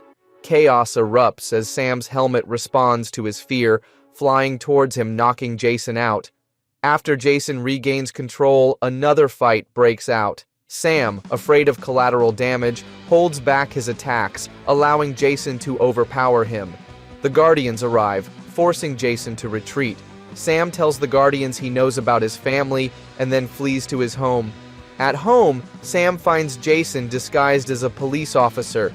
Peter also arrives disguised as a city exterminator, with Groot posing as a tree outside. Just as Sam's mother leaves, chaos breaks out. Jason's attack puts Sam's family in danger. Sam punches Jason. The Nova Corps arrives, and Jason, in a desperate attempt to escape capture, begins to go supernova. To save the town, Sam takes Jason into space, where Jason explodes. Sam falls unconscious, but the Guardians save him. The Nova Corps again demands the helmet, but the Guardians persuade them to let Sam train on Earth. Sam's mother agrees, believing his father would be proud. Back at Milano, the Guardians of the Galaxy try to figure out how to take down Jason with the Centurion helmet. Rocket tells them about Jackie, a legendary weapon maker who can help, but she is retired. Drax asks how to find her, and Rocket explains that finding her is easy, but getting past her planet-wide security is the real challenge. When they reach her battle station, they find all defenses down. Suddenly, a robot appears and attacks them for trespassing. More robots arrive, capturing the Guardians and locking them in a cell. In the next cell, they meet Jackie, who explains that she was building helpful robots with adaptive learning, but their simple programming led them to become warlike. Her Guardian sentries turned against her, fighting combat robots called Ultroids. To contain them, she built a doomsday device, but before she could use it, the robots captured her. The robots return, demanding Jackie build a weapon to defeat the Ultroids. She refuses and is taken away. The Guardians escape and see the robots forcing her to cooperate. Rocket calls Milano and strikes, and chaos erupts. They use a tractor beam to lift the device holding Jackie and Rocket, but a robot damages the beam, causing them to fall into a cave. There, they encounter Ultroids and barely escape before the Guardians rescue them.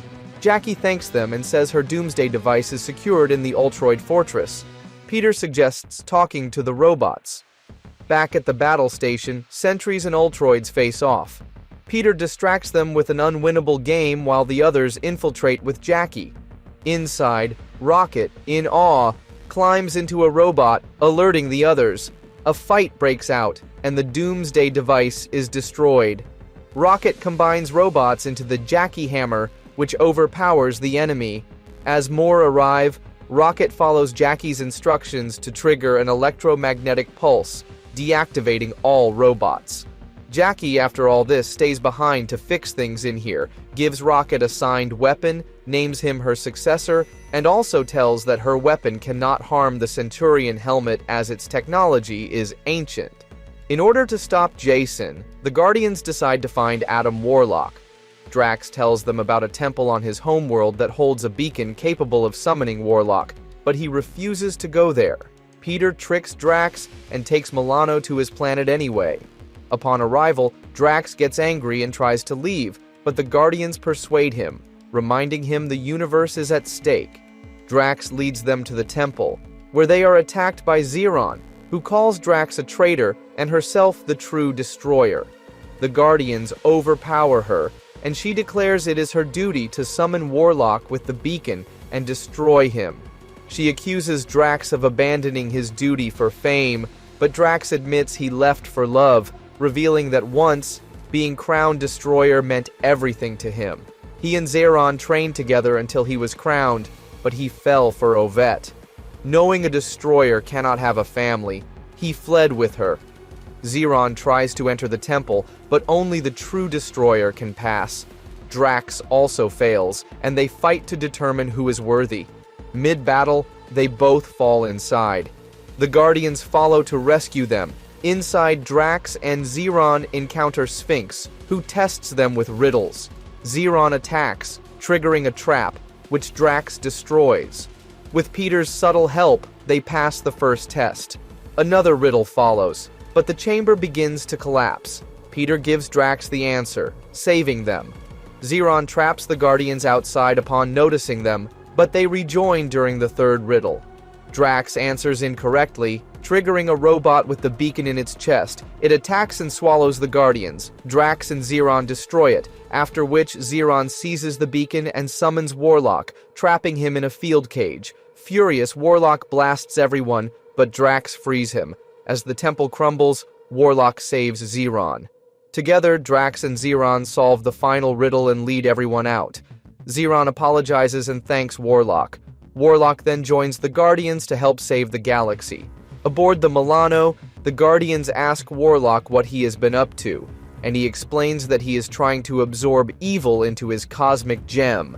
Suddenly, a giant space dragon attacks, destroying the Milano and sending the Guardians floating in space. Rocket saves everyone by tagging them with the force shield generators, but the dragon overpowers them, throwing Peter, Drax, and Gamora into open space. Warlock rushes to rescue them.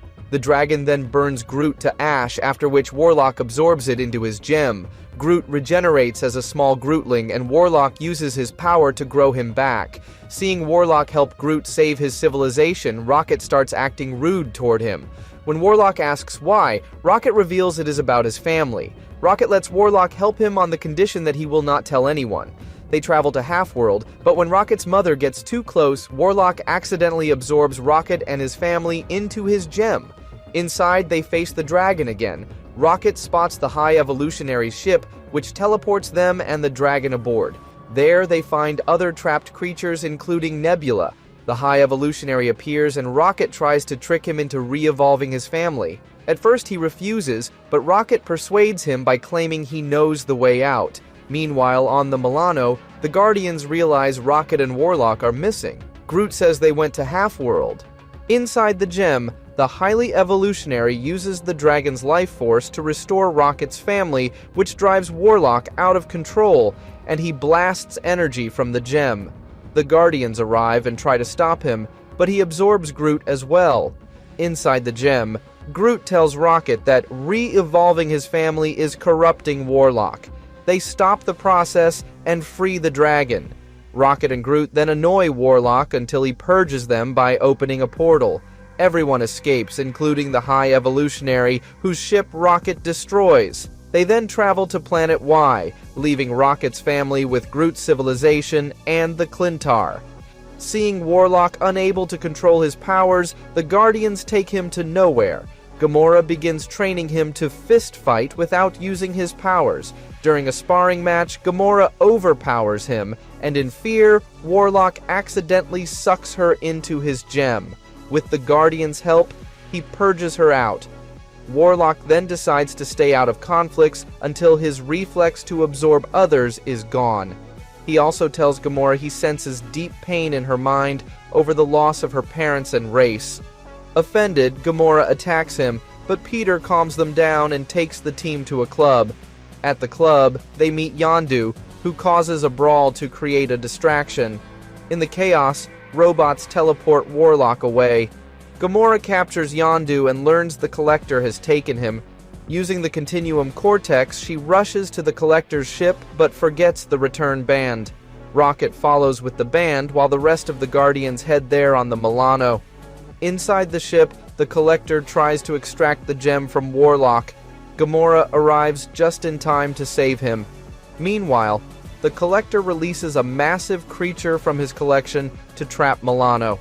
Groot and Drax attack it, while Peter freezes it with his element blaster, and Drax finishes it with a punch. Back at ship in the chaos, Rocket accidentally frees another creature that attacks Gamora.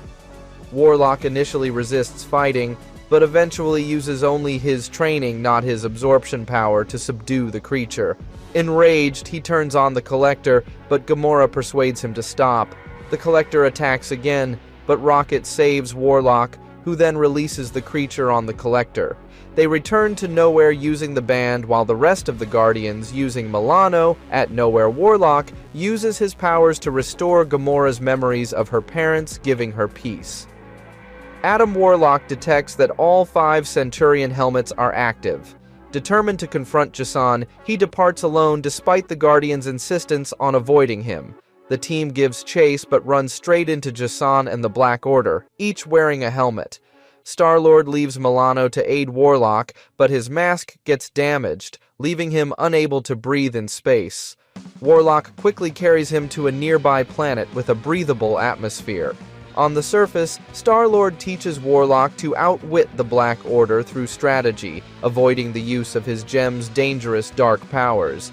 Their efforts are interrupted when Jisan strikes, blasting Star-Lord with his helmet's power to force Warlock to unleash his darker nature. Before he can respond, the Guardians and Xeron in Drax's homeworld use a beacon to teleport him to Drax's homeworld. Warlock demands to be sent back, but the beacon only summons. The Guardians devise a plan to lure the helmets to the planet using the beacon. Together with Warlock and Xeron, they engage Jason and the Black Order. However, the helmet's combined power proves overwhelming. To save his friends, Warlock agrees to go with Jason, who demands he kill Drax and Xeron before freeing Star-Lord. Taking Peter into the upper atmosphere, Jason forces Warlock's hand. Warlock seemingly destroys Drax and Xeron to buy time. Rocket then activates the beacon, pulling the helmets from their hosts. Stripped of their power, Jason and the Black Order are overmatched. In desperation, Jason seizes the beacon to shield himself. Warlock traps him inside the Soul Gem to stop him, but the act corrupts the gem. Transformed into Magus, Warlock destroys the Black Order and declares himself the sole ruler of the galaxy. The Guardians infiltrate the abandoned stronghold of the bounty hunter Wraith and manage to steal his most dangerous invention, the Tactagon. Fighting their way through automated defenses, they discover the weapon is rigged to self-destruct if operated by anyone but Wraith. Its detonation would unleash enough energy to destroy half the galaxy. Star-Lord proposes placing it in a Nova Corps vault within a temporal stasis field. The plan has one major flaw: that Quill is banned from Xandar during the Feast of the Three Grinning Moons because of a prank years earlier that destroyed one of the moons, earning him the dubious title of Prankster King. When the Milano approaches Xandar, the Nova Corps dismiss the Guardians' warnings and open fire. Thinking fast, Rocket tricks them into making an arrest, expecting the Corps to secure the weapon. Instead, Corpsman Day assumes Quill is playing another elaborate joke and ejects the team back into orbit, still carrying the Tactagon. Refusing to give up, the Guardians hijack a Nova transport and return to the planet. Quill distracts the Nova Corps with more pranks while the rest attempt to sneak the weapon into a vault. Their efforts accidentally trigger a massive jailbreak, freeing Wraith and numerous other inmates. Wraith confronts the team, determined to reclaim the Tactagon and the other stolen weapons from his lair. Meanwhile, Quill convinces Day of the weapon's danger, and together they battle through the escaped prisoners to rejoin the others in the chaos the weapon gets activated. In a rash move, Quill freezes Wraith with his element gun, removing the only person who could stop the weapon's countdown. When the timer reaches 0, the Tactagon doesn't explode. Instead, it releases a massive cloud of foul-smelling gas over the entire planet. A hologram of Yondu appears, revealing he swapped the weapon to seize the title of Prankster King. Following his transformation into the Magus, Adam Warlock launches a fierce attack on the Guardians of the Galaxy before departing with the Nova Centurion helmets. Determined to recover them, Sam Alexander sets out on his own mission, while the Guardians target the Believer's ship. Their plan is to harness the ship's belief energy to seal Warlock back inside his cocoon. However, the Believers still control the vessel and immediately open fire on the Milano. Star-Lord manages to halt the assault by revealing the truth about Jason's manipulation of their faith. Shaken by the revelation, the Believers switch sides and join forces with the Guardians. With their new allies, the team races to Spartax to confront the rampaging Magus. Inside the Soul Gem, Jason reveals that he, not Warlock, is in control of Magus's actions. The Guardians attempt to use the belief energy to subdue him, but Magus absorbs the power, swelling to a massive size. At that moment, Sam Alexander returns with the stolen Nova Centurion helmets. Each Guardian dons a helmet, combining their strength as the Nova Force Guardians to take the fight to Jason, Magus. Even with their enhanced abilities, the enemy proves nearly unstoppable. In the midst of the battle, Star-Lord recalls a drawing Adam made as a toddler, an innocent sketch that turns out to be a coded plan for defeating him. Acting on this clue, the Guardians and Sam form the pattern shown in the drawing, surrounding Magus in a precise formation. Their coordinated attack channels their combined power directly at Jason/Magus. In a final surge of energy, the plan succeeds, and the colossal threat appears to be destroyed, bringing the fight to a hard-won close, though the danger of what lies within the Soul Gem remains. With Magus still at large and heading toward Drax's homeworld, the Guardians and Sam Alexander spring into action. Magus hurls multiple asteroids toward the planet, forcing Sam, Star-Lord, Gamora, and Drax to focus on deflecting the incoming destruction. Meanwhile, Rocket and Groot track Magus to his next destination, Planet Y, the resting place of Rocket's family and home to Groot's species. There, Magus seizes the restored world pod created by Adam Warlock and drains its energy, growing even stronger. Sam and the rest of the Guardians regroup on Planet Y, but their combined strength is no match for Magus's amplified power. In a risky move, Star-Lord removes his Nova Centurion helmet, allowing Magus to absorb him into the Soul Gem. Inside, he comes face to face with his father, Jason, and the two clash. Outside, Magus conjures illusions of the Guardians' loved ones, forcing them to fight through emotional manipulation using the Centurion helmet's energy. The inner conflict causes Warlock to rapidly alternate between his Adam and Magus forms. In one lucid moment as Adam, he urges the team to remove their helmets so they can be drawn into the gem to help Star-Lord. Seeing his friends endangered gives Quill the strength to overpower Jason. Rather than kill his defeated father, Quill chooses compassion and embraces him, an act that restores Warlock's true self permanently. The Guardians, along with Jason, emerge from the gem. Adam begins reversing Magus's damage to Planet Y, but Jason snatches Quill's helmet and prepares to unleash a devastating supernova blast. Adam sacrifices himself, absorbing the attack to protect the planet. Accepting that Warlock's time with them is over, the Guardians thank him for his heroism. Groot fashions a new cocoon for Adam, and the team departs Planet Y, ready for their next journey. Star-Lord awakens from a troubling dream about his father, Jason, and nearly crashes the Milano into a massive space fortress. The fortress's overseer, Korvac, projects himself aboard the Milano, mistaking Quill for Jason and vowing vengeance. Once the misunderstanding is cleared, Korvac seizes control of the Milano, taking the Guardians hostage. He orders Star-Lord to deliver Jason to him or watch his friends perish. Racing to Spartax, Quill breaks Jason out of prison and explains the situation. Jason recognizes the name Korvac as that of a cybernetic warlord who once threatened Spartax, until the planetary shield stopped him. To prevent Korvac from exploiting him to disable the shield, Jason suggests enlisting Rora's help. When they find Rora, she attacks at the sight of Jason. He flees in an escape pod, but Quill convinces her to retrieve him by proving he's no longer on the ship. Once reunited, Jason and Quill persuade her to aid them, given her history with Korvac. Long ago, Korvac loved Rora, but when she chose Jason, Korvac augmented himself with cybernetics and waged war to win her back. Now, only the fortress's AI remains of him. As Rora distracts Korvac, Quill and Jason infiltrate the Milano to rescue the Guardians, only to find them assimilated with cybernetics. Quill freezes them with his element blaster to preserve them. Discovering Jason's plan to detonate Rora's ship to destroy Korvac, Quill instead hands his father over to the AI. While Korvac focuses on Jason, Quill transfers Rora to Milano. Jason escapes back aboard the Milano, but Korvac has assimilated him, forcing Quill to fight his cybernetically controlled father and team. When Rora's ship self-destructs, the explosion destroys Korvac's AI, freeing Jason and the Guardians. They return Jason to his cell on Spartax now, with Rora nearby to keep him in check. The Guardians find themselves at Tyvan Tower, where the Collector welcomes them to his new exhibition. They soon realize they are part of the collection themselves, each placed in specially designed cells tailored to them as punishment for the artifacts they have stolen or destroyed. Rocket becomes furious upon seeing this. Using the scraps and gadgets he has with him, he quickly builds a device and manages to break out of his cell. Meanwhile, Gamora regains consciousness, grows suspicious of the surroundings, and tries to escape. Rocket finds her and assists in breaking her out.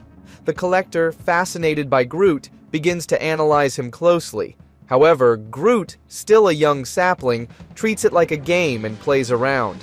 At that moment, Rocket and Gamora arrive to rescue him, knocking the Collector unconscious in the process. Quill, meanwhile, relaxes in his specially designed luxury cell, seemingly enjoying himself.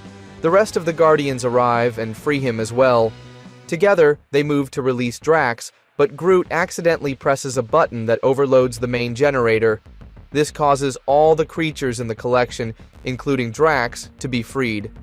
Chaos erupts throughout the tower. Drax overpowers many of the escaped creatures, but more keep coming. Just when he is about to be overwhelmed, the Guardians arrive and help him fight them off. They leave the Collector trapped among the rampaging creatures. The team rushes to Milano, using a lift to descend through the tower. Groot, curious as always, presses all the lift buttons, causing them to stop on multiple floors and face more strange sights along the way. Eventually, they reach Milano and make their escape, leaving the chaos of the Collector's tower behind. The Guardians are on a mission to steal a Xandarian music face being delivered to the Collector. While retrieving it, Quill's phone rings, startling Groot, who drops and breaks it, triggering alarms. The Guardians discover the ringing is actually a distress signal from the Avengers. They travel to Avengers HQ on Earth and find the place in ruins. Inside, they see Ant-Man and Tony Stark unconscious. Ant-Man wakes and explains that they were attacked by something from space, but they couldn't get a clear look. Rocket uses a monochrome filter to review security footage, revealing a symbiote attacking them during analysis of Thanos' asteroid. Ant-Man notices Tony still unconscious, his arc reactor close to meltdown, and works to fix it while the Guardians pursue the symbiote. The trail leads underground. Peter disguises Rocket as a pet cat, and they head into the subway. There, they confront Spider-Man. A fight breaks out, and the rest of the Guardians arrive, but Spider-Man's agility overwhelms them. Groot traps him with liquid glue, and just as Gamora gains the upper hand, the floor collapses. She and Spider-Man fall into a lower level, where they find the symbiote. Realizing the bigger threat, Spider-Man and the Guardians make a truce. They notice the symbiote behaving strangely as it is not bonding with anyone. Using sonic waves, they subdue it. As the Guardians prepare to leave, Spider-Man spots a pond full of symbiotes. Alarmed, he follows the Guardians and shows them his symbiote tracker, proving the infestation is spreading. Spider-Man and Rocket build a sonic blaster and enter the tunnels, where they see symbiotes already bonded and digging something up. They use the blaster to separate them until a massive figure emerges. It is Thanos, bonded with a symbiote, wielding it as a weapon as he programmed it for this purpose. The Guardians freeze in shock. Chaos breaks again as symbiote-bonded Thanos attacks the Guardians, overpowering them and punishing them for burying him. Groot distracts him, allowing Drax to punch him and send him crashing into a train. Thanos returns, trapping them in rubble and revealing his plan to turn the entire city into a symbiote army. He leaves, but the Guardians still have hope, as they have already destroyed his symbiotes. Peter then tells them that there is still a symbiote in a lab at his school. Quill, Rocket, and Peter head to the high school to retrieve it, while the rest follow Thanos to slow him down. Thanos easily overpowers them. At the school, just as they secure the symbiote, Thanos arrives. The symbiote escapes, and Rocket throws Peter Parker at it, bonding them together. Peter fights Thanos, but Thanos nearly breaks the will of the bonded symbiote. The rest of the Guardians arrive, and Groot throws sticky glue at Thanos. Star-Lord's electrifying blast reacts with the glue, turning Thanos' symbiote into a magneto-rheological fluid. Star-Lord freezes him, and they search for a catalyst to solidify the symbiote. At the lab, Peter realizes someone else is controlling his symbiote. He captures Drax and Gamora and frees Thanos, who plants a symbiote bomb on Peter, which will turn the city into a symbiote army. Peter resists but fails, forcing the Guardians to attack Thanos. Thanos makes symbiote bonded with Peter Parker flee, but Rocket follows him and uses a sonic blaster to separate them. It fails as Thanos increases their density. Rocket insults Uncle Ben, triggering Peter to regain control. The Guardians battle Thanos again. Peter returns, combining his symbiote with Groot's glue while Star-Lord electrifies it, turning it into rock and trapping Thanos. The Guardians thank Spider-Man, but before leaving, Rocket secretly steals Spider-Man's web shooter.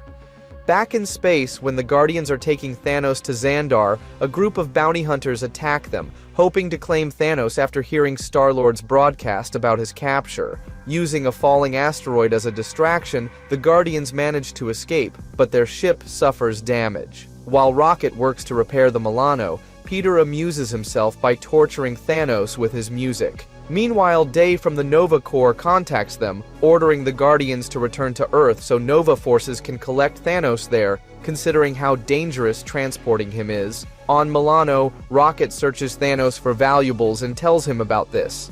Thanos cunningly suggests that Nova might cheat Rocket out of his bounty, convincing him to head to Xandar instead. During the journey, Drax approaches Thanos, ready to take his revenge, but Gamora stops him, promising justice for everyone by implanting a cerebral parasite. The attempt fails, as Thanos boasts of being proud of all his actions. Suddenly, Nova Corps ship arrives along with Sam Alexander and orders the Guardians to surrender Thanos. Sam damages Milano until Peter convinces him they are already complying. Thanos is handed over, and the Guardians persuade Day to give them a lift. Inside, Sam questions Thanos about his father, and Thanos hints he is alive, offering his location in exchange for freedom. Suddenly, Ravagers attack, and in his desperation to find his father, Sam escapes with Thanos. Some Ravagers pursue Sam, but he defeats them, while the rest attack the Guardians. The Guardians defeat the Ravagers, but the ship is heavily damaged and begins to crash into a nearby comet. Rocket restores power just in time, saving them. Peter insists Sam is not a traitor, but Day reveals Sam is heading toward Titan, Thanos' homeworld, and the place where he broke and trained Gamora. Determined to save Sam and recapture Thanos, the Guardians set course for Titan. In the orbit of Titan, scavenger bots attack the Guardians. On Titan, Sam asks Thanos about his father when a bot ambushes him, knocking off his helmet. Sam reverts to a normal boy, and an alien in the robot seizes his helmet and attacks him. Sam fights to reclaim it, and just as the robot is about to finish him, his dad with his Centurion helmet comes and saves him. In trying to flee, they both fall into a drain filled with cerebral parasites. The Guardians escape the bots and follow the pod's signal to find Thanos still trapped inside. The robots attack again, capturing Gamora. The robots bring the Guardians and Thanos into an arena to torment Thanos. A head-to-head contest is announced to get Thanos as a prize. There, the Guardians also spot Sam and his dad. Drax escapes, engaging an alien warrior to get his hands on Thanos, creating a distraction so the others break free. Gamora drains the parasite pit, jumps in to help Sam and his dad, and retrieves a piece of jewelry Thanos threw away when she was a child to erase her past. After rescuing Sam and his dad, they are placed in a safe location to recover. Back in the arena, Thanos taunts Drax, reminding him this is where Drax once refused to fight, leading to Ronan killing his family. Enraged, Drax overpowers Thanos until Gamora stops him, warning he would become like Thanos. Using this opportunity, Thanos activates his armor, but Sam's dad, wearing the Nova helmet, attacks. Bots join the chaos, giving Thanos a chance to head to his bunker and also taking Jesse out. Sam then dons his helmet to battle bots. In his bunker, Thanos overpowers the Guardians and begins an antimatter reaction, revealing this is how Groot's civilization was destroyed, after which Groot transforms into his full form, defeats Thanos, and Rocket halts the reaction. Nova Prime captures Thanos, thanks the Guardians for rescuing Jesse Alexander, and also gives them their reward. Fresh from narrowly escaping the impound lot with the Milano, and with their latest bounty already gone, the Guardians reluctantly take a transportation job from Howard the Duck. Howard swears the cargo is perfectly legal, though the route takes them deep into Colusian space. With no better options and desperate for credits, they set off, unaware that this job will put them in the sights of one of the Kree's most formidable warrior. Upon entering Colusian territory, they discover Howard's cargo is no ordinary shipment. It's a priceless Kree artifact. Removing it from its ancient resting place triggers alarms that echo across the sector. Moments later, Kree accuser Phyla-Vell intercepts them. The Guardians try to talk their way out, but Phyla-Vell ignores Star-Lord's charm and Rocket's excuses. A fierce skirmish erupts, the Milano weaving through asteroid fields as Phyla-Vell stays locked on their tail. They realize she never aims at the artifact, so Star-Lord threatens to destroy it. Reluctantly, she backs off, and the Guardians make their escape. Howard then provides the coordinates for delivery. Realizing the artifact's immense value to the Kree, the team debates if Howard's shady job is worth the risk. Upon arrival, they tell Howard the artifact stays aboard the Milano until payment is made. Suddenly, Phyla-Vell attacks again, capturing the Guardians. Using the distraction, Howard steals the artifact along with Milano and flees. An acid volcano unexpectedly erupts, trapping Phyla-Vell in a collapsing crater. The Guardians seize the moment, commandeer Howard's ship, and escape with the accuser after saving her. But as she gets conscious, she captures all of the Guardians. However, Howard hands over the artifact to the Collector. Captured and taken to the infamous Kree Monolith of Justice, the Guardians of the Galaxy find themselves at the mercy of the cold and calculating Dr. Minerva. Their latest job, a transportation gig offered by Howard the Duck, has gone terribly wrong, as the package they delivered was actually stolen from the Kree. To make matters worse, Howard has disappeared with it, leaving the Guardians to face the consequences alone. Acting under the direct orders of the Supreme Intelligence, Dr. Minerva intends to break them through relentless interrogation and torture until they confess. The team is separated into individual cells, each subjected to psychological manipulation designed to exploit their weaknesses. Star-Lord's defiance is met with harsher restraints, Gamora's patience is tested through twisted mind games, and Drax faces physical challenges meant to push him past exhaustion. Groot, unable to communicate freely in this environment, becomes a silent witness to the other's suffering. Rocket, refusing to give in, begins working out a plan for their escape. Using bits of scrap he smuggled in and his sharp engineering mind, he devises a way to bypass the monolith's advanced security systems. Coordinating with the others through subtle signals, Rocket synchronizes their moves to avoid alerting the Kree guards. When the moment is right, the Guardians launch into action, overpowering their captors in a chaotic but calculated breakout.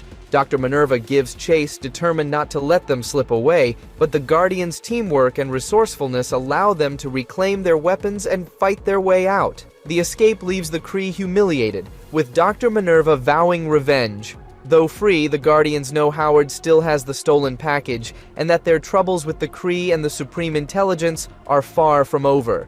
After barely escaping the Kree Monolith of Justice, the Guardians of the Galaxy focus on tracking down whoever engineered their capture. Their search leads them to nowhere, where they find Howard the Duck blending into the crowd. Pressed for answers, Howard confesses that the Collector orchestrated the scheme, offering him a rare chance to leave his tower in exchange for luring the Guardians into a trap. But the deal turns sour when the Collector betrays him, leaving Howard with nothing but enemies. Before the Guardians can decide Howard's fate, Phyla-Vell, the relentless Kree accuser still pursuing them, arrives to finish the job. Her timing couldn't be worse. The Guardians discover that the Milano has been sabotaged by the Collector, its navigation locked to fly straight toward Hala, the Kree homeworld, and its automated defenses reprogrammed to target its own crew. They suddenly face attacks from two fronts: Phyla-Vell's unyielding assault and the Milano's hijacked weapon systems.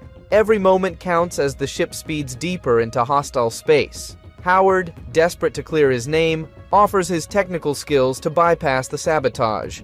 Under mounting pressure, the Guardians work with him to dodge Phyla-Vell's strikes, fend off the Milano's defenses, and override its corrupted controls. Just as they gain the upper hand, the Collector teleports his massive fortress into view and unleashes a devastating attack that obliterates Hala. Shocked, Phyla-Vell turns her fury on the Collector, but he overwhelms her effortlessly. In the chaos, the Guardians pull her to safety, realizing that even an accuser can be an ally against a threat like him. Howard seizes the distraction to slip away, but leaves Guardians a tracking device to locate the Collector's ship, leaving the Guardians to face the looming war ahead. Using the tracker Howard leaves behind, the Guardians set out to find the Collector and bring him to justice for what he did to Hala, the Kree homeworld. Still grieving Hala's destruction, Phyla Vell reluctantly joins the mission. She keeps her distance, her eyes filled with suspicion, yet a fragile hope sparks that the signal may reveal the truth about her homeworld. In the ruins of Kree territory, Rocket deploys gravimetric sensors to scan the wreckage. The readings prove too precise for complete annihilation. When Drax recovers a battered Collector courier drone from the debris, Rocket hacks it and uncovers data on a forbidden MKC-MP/Prime rig, a Kree black hole generator retrofitted into a molecular compression engine. This means Hala isn't destroyed, only miniaturized. Tracking the engine's unique energy signature leads them to one of the Collector's most secure facilities. Automated turrets, rare Predator drones, and shifting corridors slow their progress. Star-Lord draws fire while Drax smashes through barriers.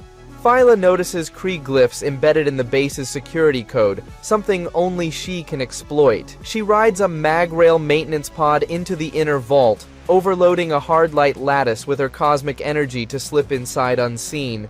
The central chamber is a museum of horror shelves lined with bottled worlds and stasis-bound creatures. At its heart rests Hala's containment sphere. The Collector activates the compression field, forcing the Guardians to fight under relentless pressure. Gamora engages him in close combat. Groot shields the team from unstable blasts, and Rocket dismantles the control array using schematics from the hacked drone. Phyla channels all her power into a single strike, overloading the device. In a blinding surge, Hala expands back to full size. For the first time, Phyla's guarded glare softens. She finally trusts the Guardians. Fleeing the Collector's collapsing base with Hala restored, but the Milano still limping from sabotage, the Guardians barely have time to breathe before trouble finds them.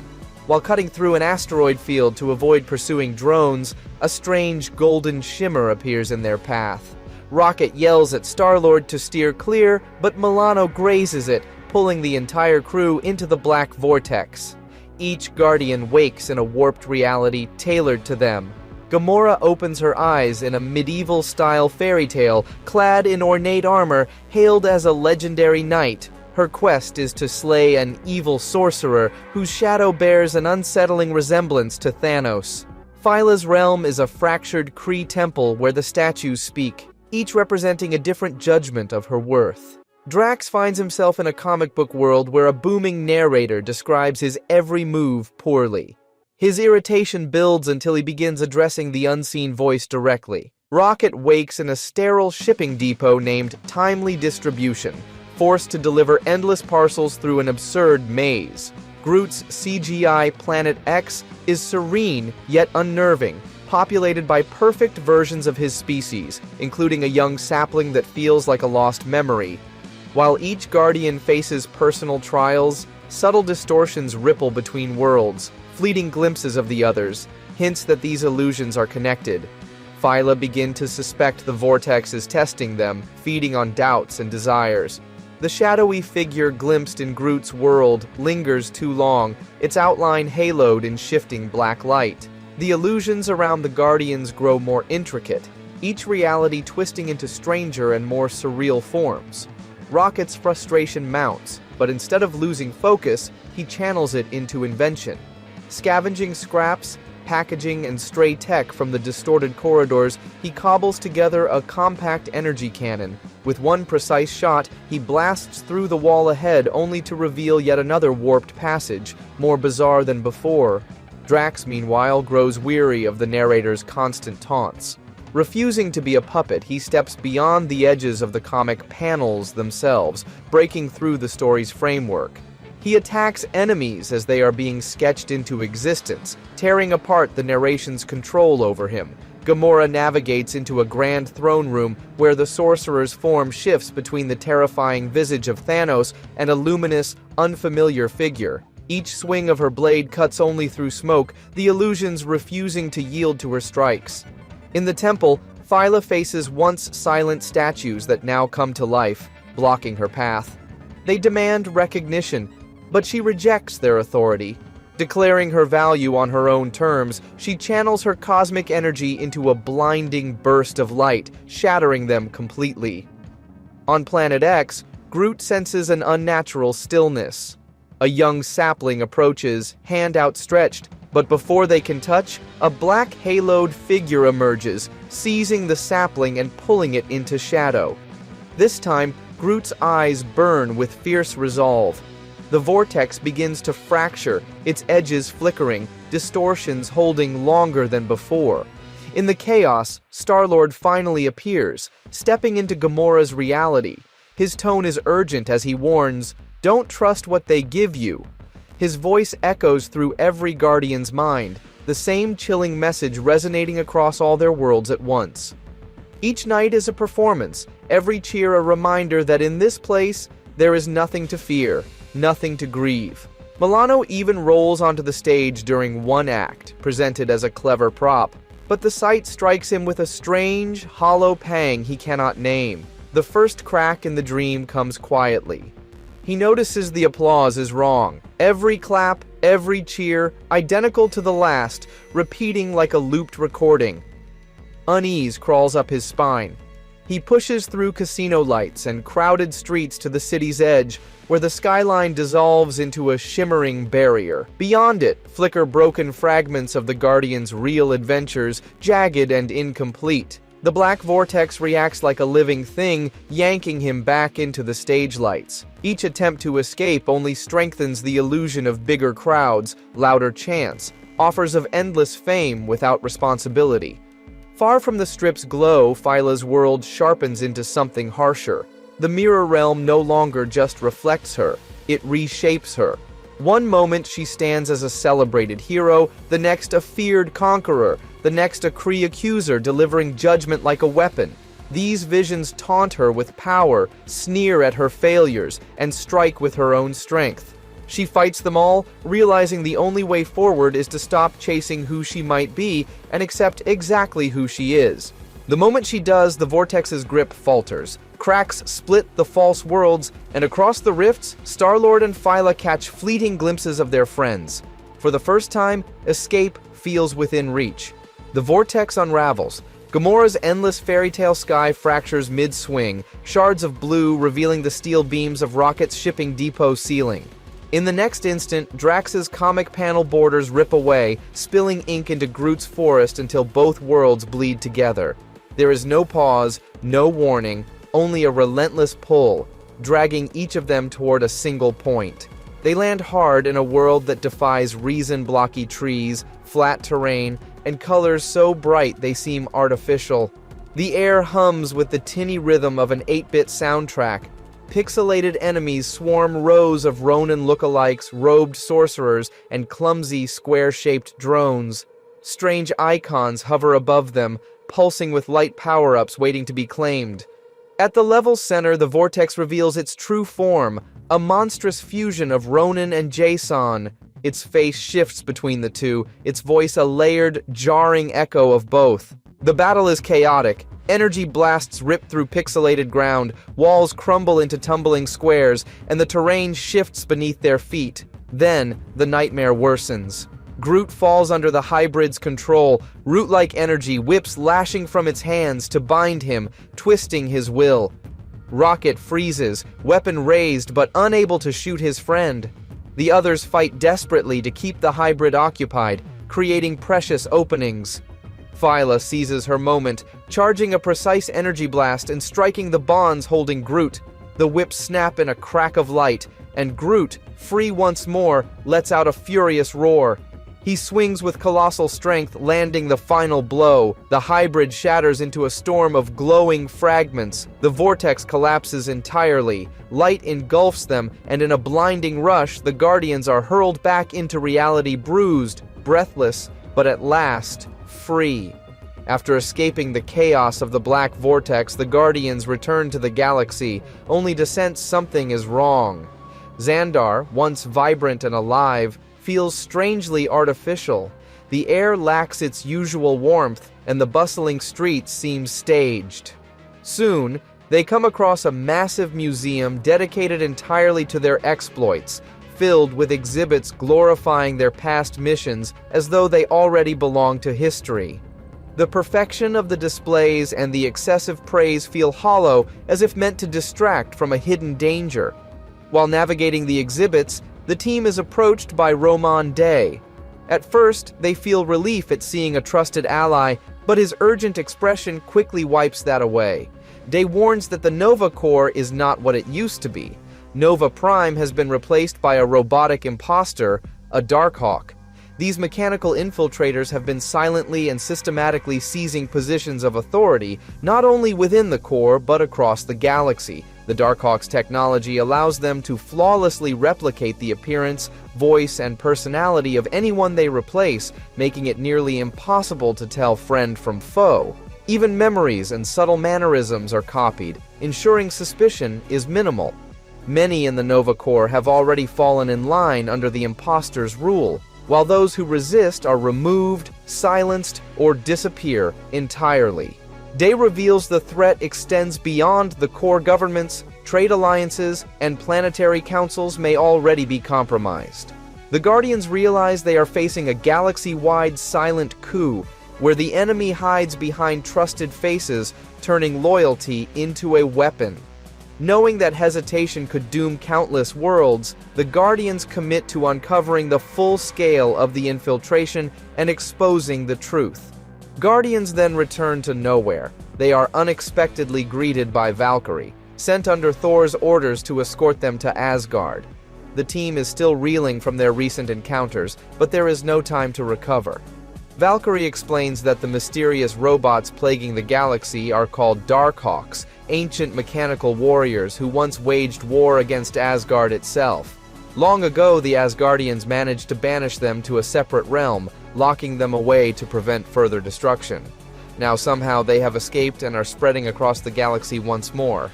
Before the Guardians can fully process the news, they are ambushed by robotic versions of familiar faces Jaquay, Cosmo, and even Star-Lord himself. These imposters fight with precision, using the personalities and tactics of the originals to gain the upper hand. The battle is fierce and relentless, forcing the Guardians to adapt and coordinate their strengths like never before. Rocket's quick thinking, Drax's raw power, Gamora's precision, and Groot's resilience all play a role in holding the line, and Guardians manage to overpower them and send them away using Cortex. The fight drives home a grim truth that the Darkhawks are not just a scattered threat. They are organized, intelligent, and capable of replacing anyone. Valkyrie's presence ties the Guardian struggle to the larger cosmic stage, linking their mission to Asgardian history and Thor's world. With Valkyrie leading the way, they prepare to journey to Asgard itself, aware that even greater dangers await them there. In Asgard, the Guardians reunite with Valkyrie and meet Thor, who has just returned from the Galactic Council, where leaders across the cosmos are preparing strategies to halt the Darkhawk invasion. The atmosphere is tense and the urgency is clear, but before any plans can be put into action, the group is suddenly attacked by the unstoppable Destroyer. Despite their combined strength, the Guardians and Thor are overpowered. Bound by Asgardian magic, they are taken prisoner for breaking Odin's laws that forbid outsiders in Asgard so that Darkhawks cannot enter. Valkyrie and Heimdall are reassigned to guard Odin's chambers, keeping them from aiding their allies. While confined in the golden yet unyielding prisons of Asgard, the Guardians make a startling discovery. The Darkhawks were not an alien creation, but the work of Odin's brother, the Serpent, forged in a dark chapter of Asgardian history as part of his attempt to conquer the realm. This truth casts the current invasion in a more sinister light, suggesting it may be part of a much older plan finally coming to fruition. Inside the cell, mistrust begins to brew. The Darkhawk's ability to create near-perfect duplicates plants seeds of paranoia among the Guardians. They start questioning each other's identities, fearful that one of them could be an imposter. Tensions rise dangerously, threatening to splinter their unity. Their fears prove partly justified when they uncover an unsettling fact. They have unknowingly brought a robotic duplicate of Rocket with them to Asgard, The real Rocket's whereabouts remain unknown, raising the stakes and adding a personal urgency to their mission. Amid battles, ancient secrets, and the creeping shadow of betrayal, the Guardians find their loyalty and resilience tested like never before.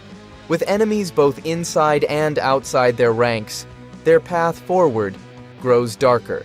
With Odin's approval secured, the Guardians of the Galaxy embark on a daring mission into the Darkhawk realm, for which Odin also enhances their weapons. Their objectives are to rescue Rocket, free the captured members of the Galactic Council, and liberate the entire population of Nowhere, all held prisoner by the Darkhawks. They also carry a powerful explosive taken from Darkhawk Rocket himself, intended to be planted in the realm's energy core to cripple the mechanical army once and for all. The Darkhawk realm is a hostile, ever-shifting expanse of metallic fortresses and pulsating energy conduits, with danger lurking at every turn.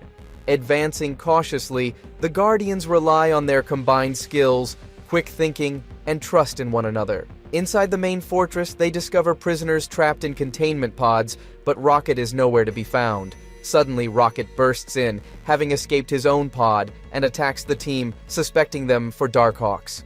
Before the misunderstanding can be resolved, Darkhawks arrive, confirming Rocket's error. The Guardians and Rocket unite, taking down the attackers and freeing Cosmo and Nova Prime. Cosmo and Nova Prime rush to coordinate the mass rescue back on Nowhere, but Nova Prime is ambushed by more Darkhawks. Just as the enemy closes in, Odin, along with Thor and a squad of Asgardians, arrive, turning the tide. Meanwhile, deep in the realm, the Guardians find Serpent sleeping near the energy core. As they plant the explosive, an alarm blares, waking him. Chaos erupts as the Serpent's immense power overwhelms them. With no other choice, Star-Lord shoots the bomb with his blaster, triggering the detonation. The Guardians race toward the exit, but Serpent pursues and breaches the portal, emerging on Nowhere before Odin himself. In the ensuing chaos, the Guardians seize the opportunity to push Serpent back into his realm. Odin thanks them for their bravery, and together, the Guardians eliminate the remaining imposters. After defeating the Darkhawks, Odin honors the Guardians as honorary Asgardians. The celebration is short-lived when an ominous presence sweeps through the halls. Serpent appears in Asgard, claiming it as his own. Chaos erupts as he commands Odin to submit. Drawing upon the power of the World Tree, a tree he planted and has been feeding on, Serpent overwhelms everyone, including Odin, ensnaring Asgard in its unbreakable roots. He hurls the Guardians deep underground, where they encounter Loki. They accuse him of aiding Serpent's entry, but Loki denies it, revealing they are in the Forge of Asgard. Suddenly, a massive giant attacks. The Guardians escape through tunnels while Rocket secretly plants a teleportation anchor on Loki. As they try to open a sealed door, the stone giant returns, but they evade it again. In the process, Rocket acquires powerful Asgardian weapons. The Guardians convince Loki to help save Asgard, promising it will prove Odin and Thor wrong about him. Rocket forges shackles, and Loki imbues them with magic to bind Serpent. To execute their plan, the Guardians distract Serpent while Loki and Rocket attempt to restrain him. However, Serpent shatters the shackles with ease, trapping Odin within the World Tree and revealing his grand plan to expand its roots across all realms, draining their power. The Guardians attack, but fail to overpower him. They retreat toward the Bifrost to escape, only to face Heimdall, who easily subdues them until Loki strikes, exposing him as a disguised Darkhawk. This reveals how Serpent infiltrated Asgard. As they near the Bifrost, Serpent appears to seize it. Thor, to save them, destroys the bridge, but Serpent captures him. In a desperate move, the Guardians and Loki sever the Bifrost chamber from Asgard, sending it drifting into space. With Serpent now in control of Asgard and both Thor and Odin incapacitated, the Guardians of the Galaxy stand stranded on a broken fragment of the Bifrost bridge. Loki, sensing the urgency, channels the last traces of the Bifrost's magic to send each Guardian across the galaxy to gather reinforcements for the coming battle. Rocket arrives on Earth and quickly teams up with Iron Man and Hulk, convincing them of the galactic threat by revealing Serpent's plans, at which they agree to join the fight. Groot travels to Veros 7, where he finds Yondu and Nebula in the middle of a risky Ravagers raid. After some quick convincing and a little chaos, they agree to lend their strength.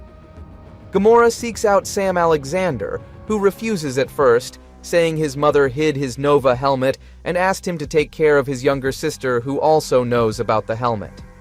However, after Gamora's persistence, his sister reluctantly returns the helmet, after which Gamora departs with Sam. Star-Lord heads to Conjunction, where he first crosses paths with Howard the Duck.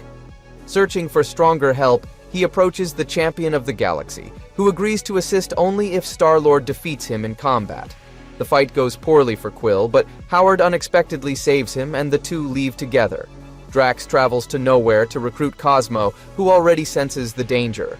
As they prepare to leave, Nowhere traps them, manifesting separation anxiety. Drax realizes this, and with Cosmo's reassurance, they escape. One by one, the Guardians and their new allies converge at the shattered Bifrost chamber, reuniting them together. With new allies gathered to stand against Serpent, Loki reveals the next step in their plan is that they must recover the shattered fragments of the legendary sword Dragonfang scattered across the galaxy. Forged by Odin in Asgard's Great Forge and enchanted by Hela, Dragonfang was broken when Hela last battled Serpent. Loki explains that restoring the sword is the only way to defeat Serpent and save Asgard. Using Tony's tech and Loki's magic, they locate the first piece on the planet Sunav, hidden inside a star. Rocket, Groot, Howard the Duck, and Cosmo travel to Sunav and enter the Matrice Room, which controls the planet's power, irrigation, and weather. Rocket reroutes the backup comms while Howard patches the main breaker, but the two argue and act childish. Cosmo steps in, forcing them to work together, after which they retrieve the fragment. Meanwhile, Gamora, Drax, and Hulk head to Sirius 4, where the second fragment lies inside a heavily guarded military base. They battle Ultroids, the planet's lethal robotic defenders, to reach it. Breaching the chamber could trigger a self-destruct, so Gamora races to shut down the generator. An Ultroid takes her down, but she recovers and destroys the control panel, cutting power. Drax and Hulk then smash the chamber, retrieving the fragment. Back at the Bifrost chamber, they detect spores from the World Tree infecting the planet Dasis, draining its energy to the Serpent and leaving it lifeless. Star-Lord, Sam, Yondu, and Nebula rush to evacuate civilians. Yondu initially tries to steal but chooses to help, saving both people and Peter. Nebula controls one insect and escapes with Peter, but Yondu stays behind to fight the swarm. Sam returns to save him, but is unable to do so. The team traces the third fragment to the depths of Niflheim, ruled by Hela. Loki warns it is the most dangerous realm of all. The final fragment of Dragonfang lies deep within Niflheim, the shadowy realm ruled by Hela, a place from which no one ever returns alive. With Asgard and the galaxy's fate at stake, Loki devises a daring plan to seek Hela's aid. He intends to use his charm and cunning to persuade the goddess, who still resents Odin for banishing her after Dragonfang shattered in her battle against Serpent. Upon arriving in Niflheim, the Guardians along with Iron Man spot an Asgardian transport. As they approach, a monstrous creature ambushes them, overwhelming the team until Rocket activates the transport, saving them. Loki goes ahead to confront Hela, bowing and asking for her help against Serpent as a distraction while the others search for the fragment. However, the Guardians crash directly into Hela's throne chamber and are captured. Loki persuades Hela by presenting two missing fragments of Dragonfang as a gift, claiming the mortals can reforge the sword if she gives the final piece. Intrigued, she agrees, and Rocket surprises her by quickly forging it. Loki then asks to leave, but Serpent suddenly arrives. Hela reveals that he is her guest, and she knows their true motives. Chaos erupts. She seizes Dragonfang, overpowers the others, and Serpent captures Loki. When Serpent asks Hela to hand the sword to him, she refuses. Serpent leaves, as she holds Dragonfang, which can defeat him, but also takes the Bifrost chamber and Iron Man, so no more swords can be forged. Hela, curious about Rocket, spares him but imprisons the rest. She orders Rocket to open a chest Odin once used to seal her powers, threatening to add him and his friends to her undead army if he refuses. The Guardians meanwhile weaken as Hela's realm drains their life force. Rocket tricks her into giving him the reforged Dragon Fang, opens the chest to restore her power, then slams it shut, freeing himself and rescuing the team. They escape on the transport, but Hela furiously gives chase. Rocket evades her, but their ship gets damaged, and they start to run out of oxygen, hanging their survival by a thread. Ramonde arrives just in time to rescue the Guardians from drifting helplessly in space. Back on solid ground, they quickly learn of the dire state of the galaxy. Serpent and his corrupted World Tree spores crush every Nova Corps force sent to defend Asgard, leaving the galaxy's protectors scattered and weak. The Guardians also face an ambush from spore insects, but manage to fight through and escape, after which they go to Galactic Council to get some help. Irani Rael informs them that the Regelians, Spartax, and Kree military are all locked in a massive siege, trying to hold back Serpent's relentless advance, so the Galactic Council cannot spare forces to aid Asgard. Realizing they need more power, the Guardians visit enslaved Thanos. Upon seeing the Dragon Fang, Thanos agrees to help, but only if they give him the sword. The Guardians refuse, but Gamora convinces him to fight alongside them without the deal. They reach Asgard, now overrun with vines. Thanos cuts through the infestation, clearing a path. Inside, he battles spore insects, halting the life energy transfer to Serpent. However, Serpent overpowers the Guardians and seizes the Dragon Fang. Suddenly, Thanos attacks Serpent, knocking the sword away. Groot grabs it during the chaos. Serpent uses his staff to hurl Thanos into space and resumes feeding from the World Tree. Groot strikes the tree with Dragon Fang, weakening Serpent. Serpent offers Groot power if he joins him. Groot refuses, prompting Serpent to strike him down. The Guardians rush to protect Groot, and another battle erupts. In the struggle, Groot takes the Dragon Fang again, and together the Guardians sever Serpent's connection to the tree. Serpent tries to stop them, but Groot shatters the link, sacrificing himself and saving everyone. Odin restores Groot, thanks the Guardians, and learns Loki aided them. After that, Gamora and Nebula free Heimdall from the Collector, whereas Thanos ends up in Hela's castle. So that will be it from us. If you enjoyed the video, let us know which character was your favorite. Also, do not forget to leave us a like and subscribe to our channel for similar content. Thanks for watching. We'll see you at the next one.